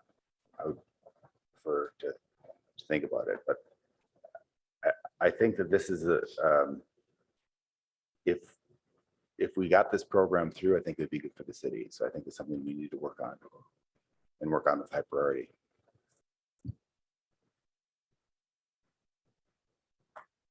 Other commissioners with comments? Vice Chair Sima? So I agree with the chair and Commissioner Rectal that it would be better to send something to council that was sort of more ready to be accepted with a lot of the questions that we brought up here tonight. I mean, I think last time we discussed this, we thought there were so many administrative sort of difficulties and questions that we didn't think it was very likely to be successful at all. So I'm glad that we've moved on beyond that, but I think it would be good if staff is willing to work with a smaller group to get more detail into this ordinance. I think it would be useful to do that quickly. And I see more hands, so. Commissioner Chang? Yeah, I just had a question. So Commissioner Heckman, this was meant to reduce, the 50,000 is meant to apply both towards the impact fee as well as the, what's it called? The plan review fee? Plan review fees, is that correct? No. Okay, No. so just impact fees, sorry, I was. Yeah, so as stated, as described in the draft ordinance, it only identifies the development impact fees. Okay, I mean, I think my thing is we're shooting in the, we've all said we don't really know what the impact of this would be, and we don't really know how much the impact fees for any given ADU would be. And so, I was leaning towards 25,000 and Commissioner Heckman's leaning towards 50,000. It sure would be good to see the distribution of what lot sizes are and square feet are in the city in order to zero in on the right number. This is like data that we have. And so it just seems strange to be forwarding on an ordinance that I think City Council would just reject out of hand just because we have already described how squishy it is. So I would like to see this pass, but I think we could do a better job of passing on something that will be more widely accepted.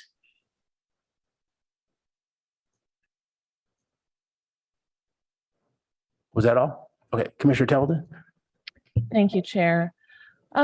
I believe that staff said that this was the 6th time we've seen this ordinance. And the idea of sending it back again for yet further study, it leaves a bad taste in my mouth. I'm frustrated that, I share the frustration that we don't have precise data, but we don't have to have precise data to send this to council. If they do want to direct further study, they can. We've brought up some good questions that staff can, adjust and annotate when this goes to council. They have our feedback. I think it's okay for us to just go forward with the commentary we've given and vote to support moving forward on this. We've seen it 6 times. So as imperfect as it may be, I think it's really the best that staff can do. And I'm not sure that we're really going to get a lot of return. For those of you thinking about revenue, it is costly for them to prepare these, and having seen it 6 times at council, just think about the expense of that as well. Just like holistically, what is the potential benefit that we're going to get between now and seeing it again that couldn't also happen if they send it to council. So I think we've done our job. We've provided our feedback. We've analyzed it. We talked about the pros and cons that should be presented when this goes to council. So I'd like to see us just kind of move on. Thanks. I just had a couple other comments based on what I've heard colleagues say. Maybe I'll just pick up from what 2 comments that Commissioner Templeton made. I do think that we have to invest in affordable housing. There's no question about that. And I think there are going to be additional ways beyond just the business tax if it passes, because we want to, as a city, put in more affordable housing, and the state wants us to as well. So we have to raise a lot more money. And it's just inevitable. We're going to be pressing the accelerator on investing in affordable housing and spending more money. So I have no opposition to the issue of subsidizing this. And I think that, this, where we're looking at it now, it's getting a bit more concrete and maybe even capped. So in general, I guess to echo Commissioner Rectal, I think we're actually on the right track here. I don't think staff has said we've seen this particular item 6 times. I think we saw that 1 time. And at that point, we were talking about if it needed to be 30 years or 12 years or whatever. So I don't really think we've seen it this many times. And I think what the issue is here is not so much the data as the cost, just so we can have a ballpark of what we really think it is, but more so the policy. So we put the issue of families in there because that's a policy issue, but what haven't we thought up yet? Which, by reflecting a week and having 1 meeting to figure that out, could come back and we could have, just a lot more informed decision on this. And it doesn't seem like it was urgent, which was the question that I asked before in terms of getting this to council. So the kind of who qualifies, do we do an individual cap plus a program cap? Do we make it a pilot? A pilot is just really like a temporary ordinance, and then it automatically is going to renew unless the council changes it. We could do it like that. So there's some procedural stuff there that I don't feel we should be handing over to the attorney and say, let's figure it out. I think it's a matter of, a few hours on this, come back with a draft, and then we can, do an up or down. That's kind of how I'm feeling. So I would, using our Oh, was another comment? Sorry, Commissioner Ekman, go ahead. Yeah, so I'm feeling like this is a situation where the perfect is the enemy of the good. I have no idea if a majority of our city council is going to like this idea. And I'm loath to spend another 2 to 3 hours fine tuning something that it turns out they weren't interested in the first place. So I would be very happy if this went to council and they said, this is a great idea, let's get into the nitty gritty, send it back to the planning commission to do it. Because if that happens, they're going to give staff specific ideas of their particular concerns, which may be different than ours, and that'll result in a better product. Alternatively, and I think more likely perhaps, we already have a well-baked BMR program in this city. We've dealt with a lot of these issues. We have a staff that understands how to protect the public fisc. And I would expect if the council likes this idea, and I hope they do, that they would direct staff, okay, we need some policies surrounding this, and these are our concerns, go do it.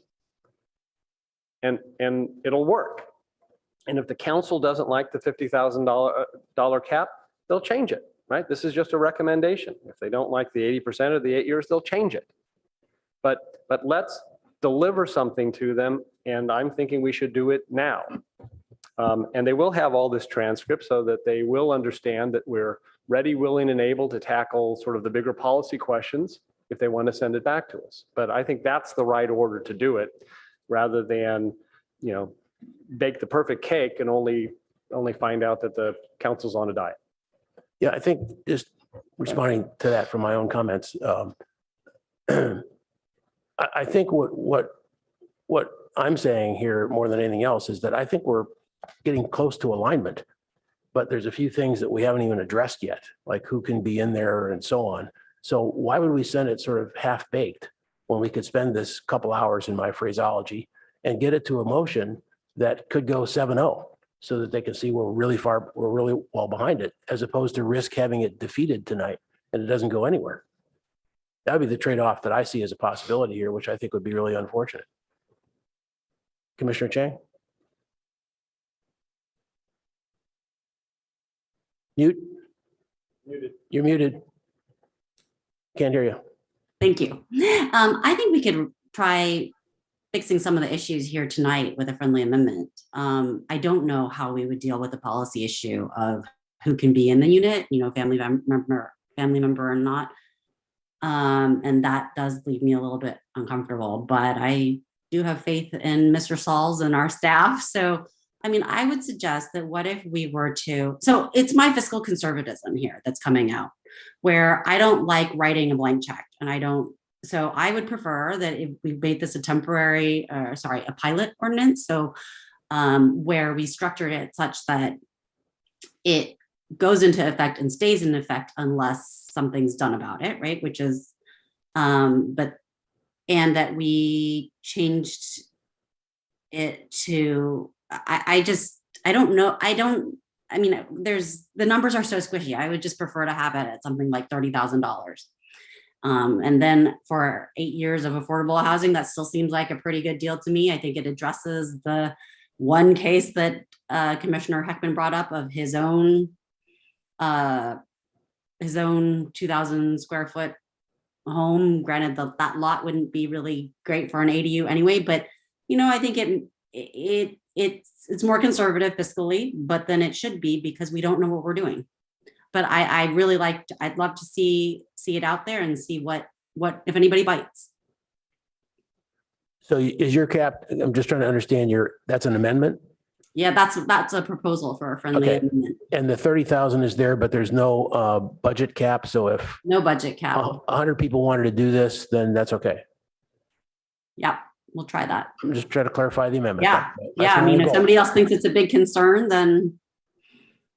And in your amendment, other people can add amendments too, but in your amendment, you don't want to address the family issue because I don't know how to. I would love to address the family issue, but I don't know how to. You could exempt them. But that's. So you're suggesting that family members are not allowed to stay in the affordable unit? Is that what you're suggesting? It's your amendment. I'm just trying to understand it. I don't think I want to say that. Okay. Because that's I fine. don't know. I mean, I don't know. Yeah, I don't want to go that far. That's fine. Okay, so that's a formal amendment? Friendly amendment? Yeah, Friendly friendly amendment. So Commissioner Heckman, would you accept that? So I need to understand from Mr. Yang the concept of a pilot ordinance because I'm not familiar with it.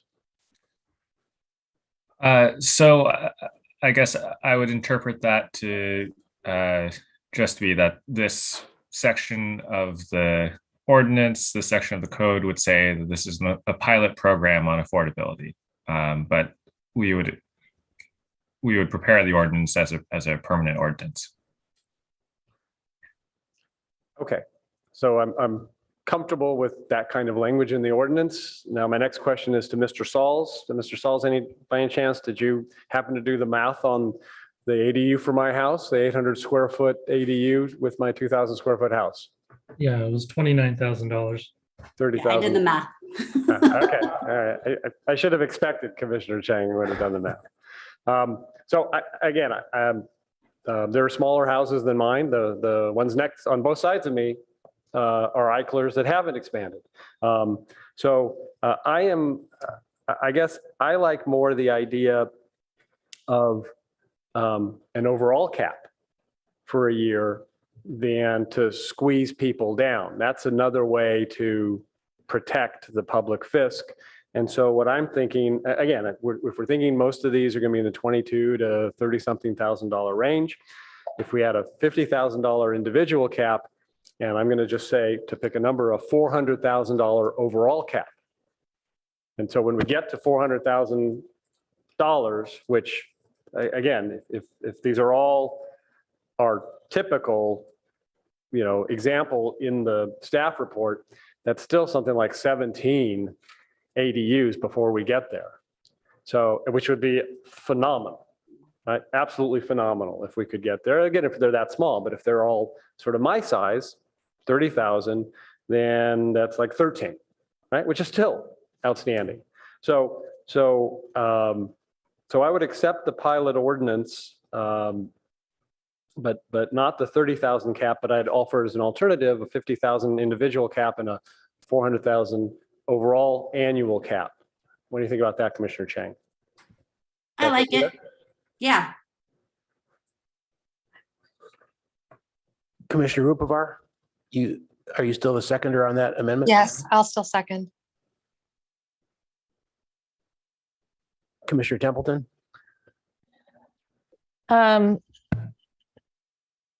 If this is what it's going to take for us to compromise, I suppose I will support it. But I would like to say that the lack of ambition and in only being willing to support 13 or 17 new ADUs, we could do better than that.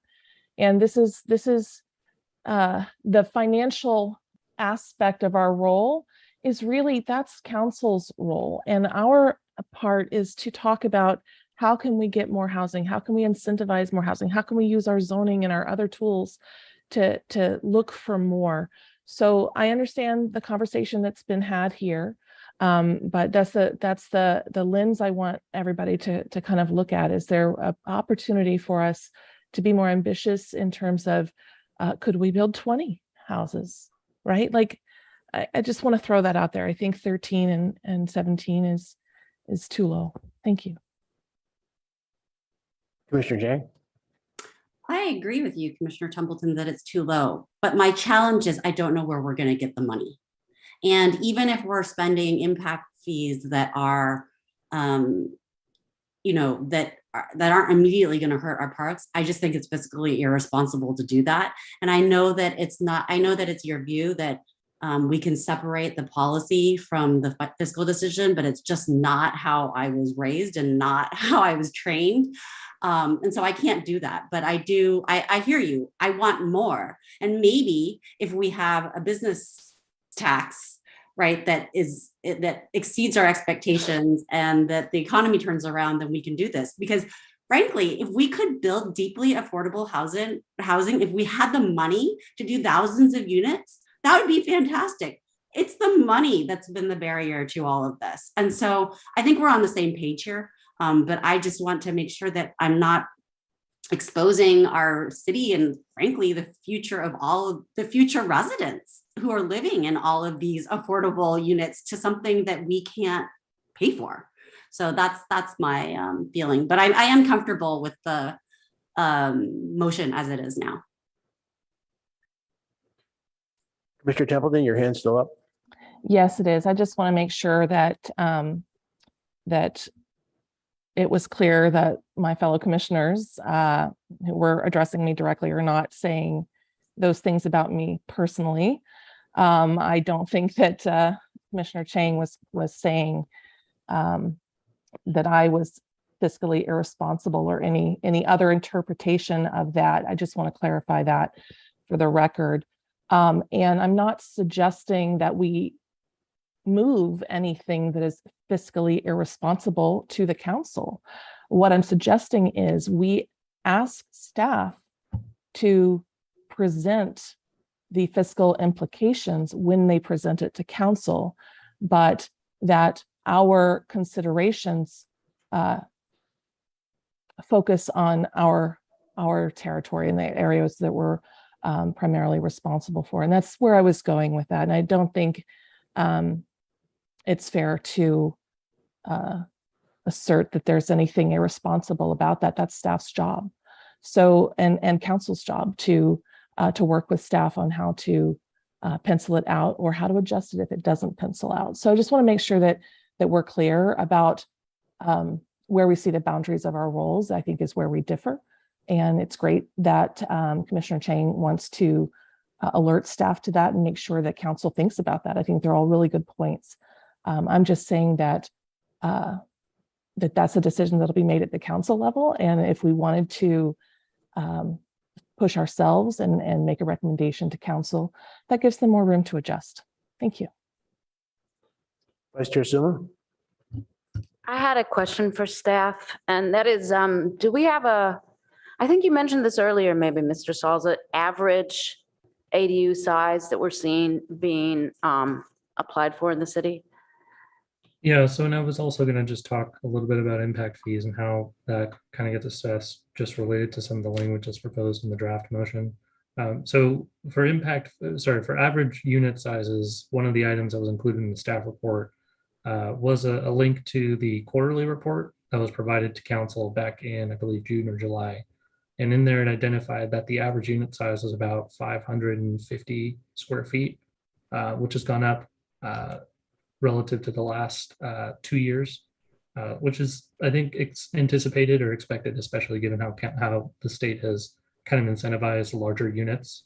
And it's more likely in the coming time is that, average kind of increases, or that average is going to likely increase. One of the other things that's helpful in that link is that it actually also in the table in the quarterly report identifies how much impact fees we have taken in from 2017 until today. And you'll be able to see that in 2022, we actually had only taken in about $140,000 in impact fees, or sorry, 2021, excuse me. So last year was only about $140,000 in impact fees. And as the way that the language is currently included in the motion, at least my understanding of it right now is that it's not necessarily that there'd be a budgeted $400,000, but it's more so that would just be money that we don't take in when we have a permit, right? That up to that amount, we don't take in, impact fees. And obviously staff will find a mechanism to track that more accurately, right? But it's not so much that we would be asking council to put a budget aside for that. It's just that when we get a permit, we either do or we don't charge impact fees. Yeah, that was my intention in that language, and I haven't suggested particular language for the $400,000 overall annual cap, and I was trusting that staff would find the right language to do it to address the concern Mr. Sauls just described. I concur with your approach there, that it's better to, at this point, not be going to the general fund to ask for $400,000. in terms of moving the process along. But that's why I think that this being sort of a temporary ordinance helps that, because it brings it up for review in a year or whatever. So others? Commissioner Rectal? Is this going to be a temporary ordinance or a pilot? Because a pilot is effectively a permanent ordinance. A temporary one will stop after X number of months.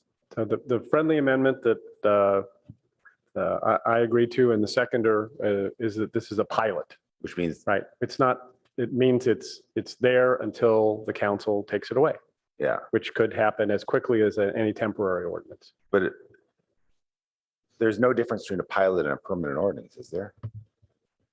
Mr. Yang? Technically, no, but when we call something a pilot, we create the expectation that it will be revisited. Okay, fair enough. I'm happy with that.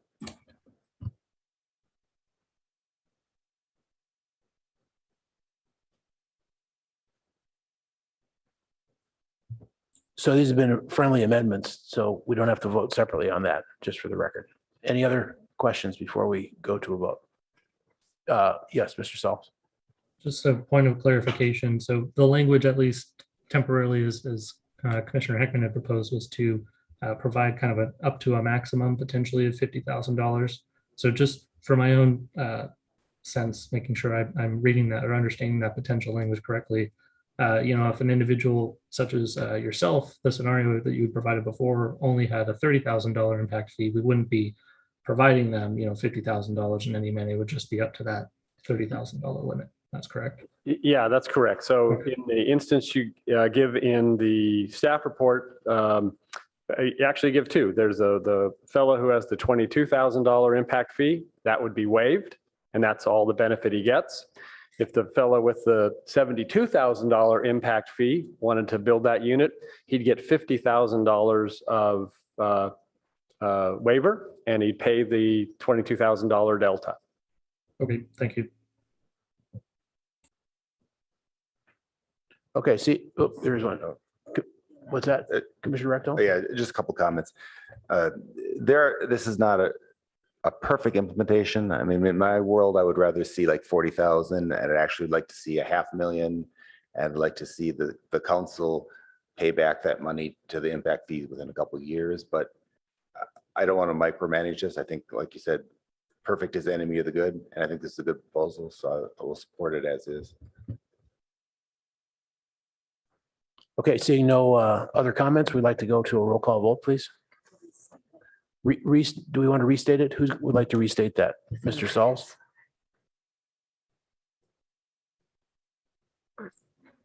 Sure. So from what Commissioner Heckman had said, the motion had been to change to adopt staff's proposal of the language in 1809.060 A and B with the added changes in subsection A to reduce the 15-year requirement to 8 years, change the 100% AMI requirement to 80%, and then add language at the third line, if I remember that correctly. Apologize. Probably just share my screen and show where that language is. That'd be easier. Let me get to that real quick. It adds it after all development impact fees up to a maximum of 50,000. Yeah. Maximum waiver. At the end right here would be adding language to say up to $50,000 a maximum per individual. And, but kind of not to exceed $400,000 annually, roughly that kind of language, something like that. The program and a $400,000 overall cap so that we would not take in $400,000 in impact fees in the first year. Right. And staff will figure out where to best put both the reference to the pilot program and I mean, there's some logic to putting the 400,000 near the 50,000, but maybe there's a better way. Staff will figure that out. Okay. So it's still 50K per project. Max. Okay, is everyone clear now? If so, we're going to roll call vote. If not, we're going to ask some more questions. Everyone's all right? Okay, let's go to the vote. Commissioner Chang, Yes. Commissioner Heckman, Yes. Chair Lawing, Yes. Commissioner Rekdal, Yes. Commissioner Rupert, Yes. Vice Chair Suma, Yes, Commissioner Templeton. No. Motion carries 6-1. Okay, Commissioner Templeton, would you like to speak to your no vote, please? Yes, I think that this cap is too low and we should be trying to remove barriers to the building of affordable housing. I hear a lot of our commissioners are supportive of that and just wanted to make sure we have the opportunity to say that, to suggest to council that maybe this doesn't go far enough. Thank you. Okay, that concludes that item. Appreciate the extra effort and got it across the line.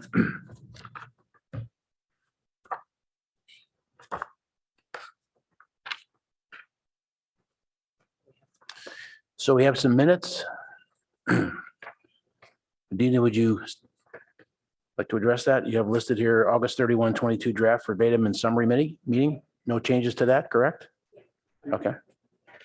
Commissioner Sorry. Heckman? No changes to the list, but Right. changes to the minutes. Yeah, All right. definitely. Move approval of the August 31st draft verbatim and summary meeting minutes as revised. Second from anyone? Well, second. Okay, Commissioner Chang, second. Any other comments? All right, roll call vote, please. Commissioner Chang, Yes. Commissioner Heckman, Yes. Chair Lawing, Yes. Commissioner Rekdal, Yes. Commissioner Rupert, Yes.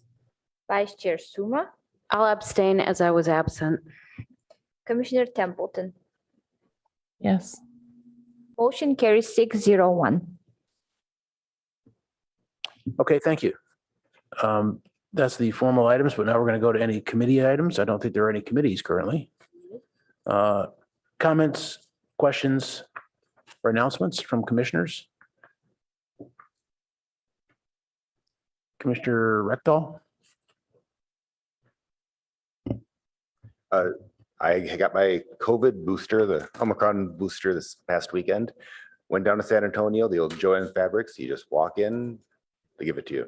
No wait, no appointment needed. No pain either?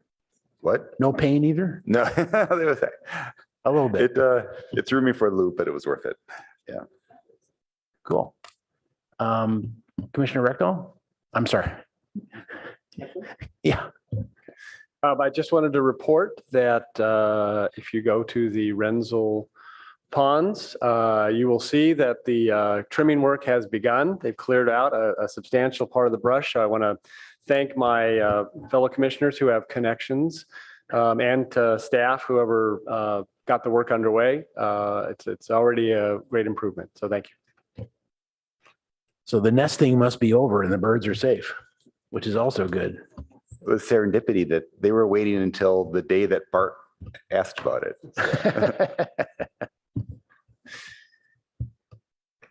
Any other comments? And we've already discussed future agenda items, so we don't need to do that. So if there's nothing else, then we will be adjourned. Thanks very much.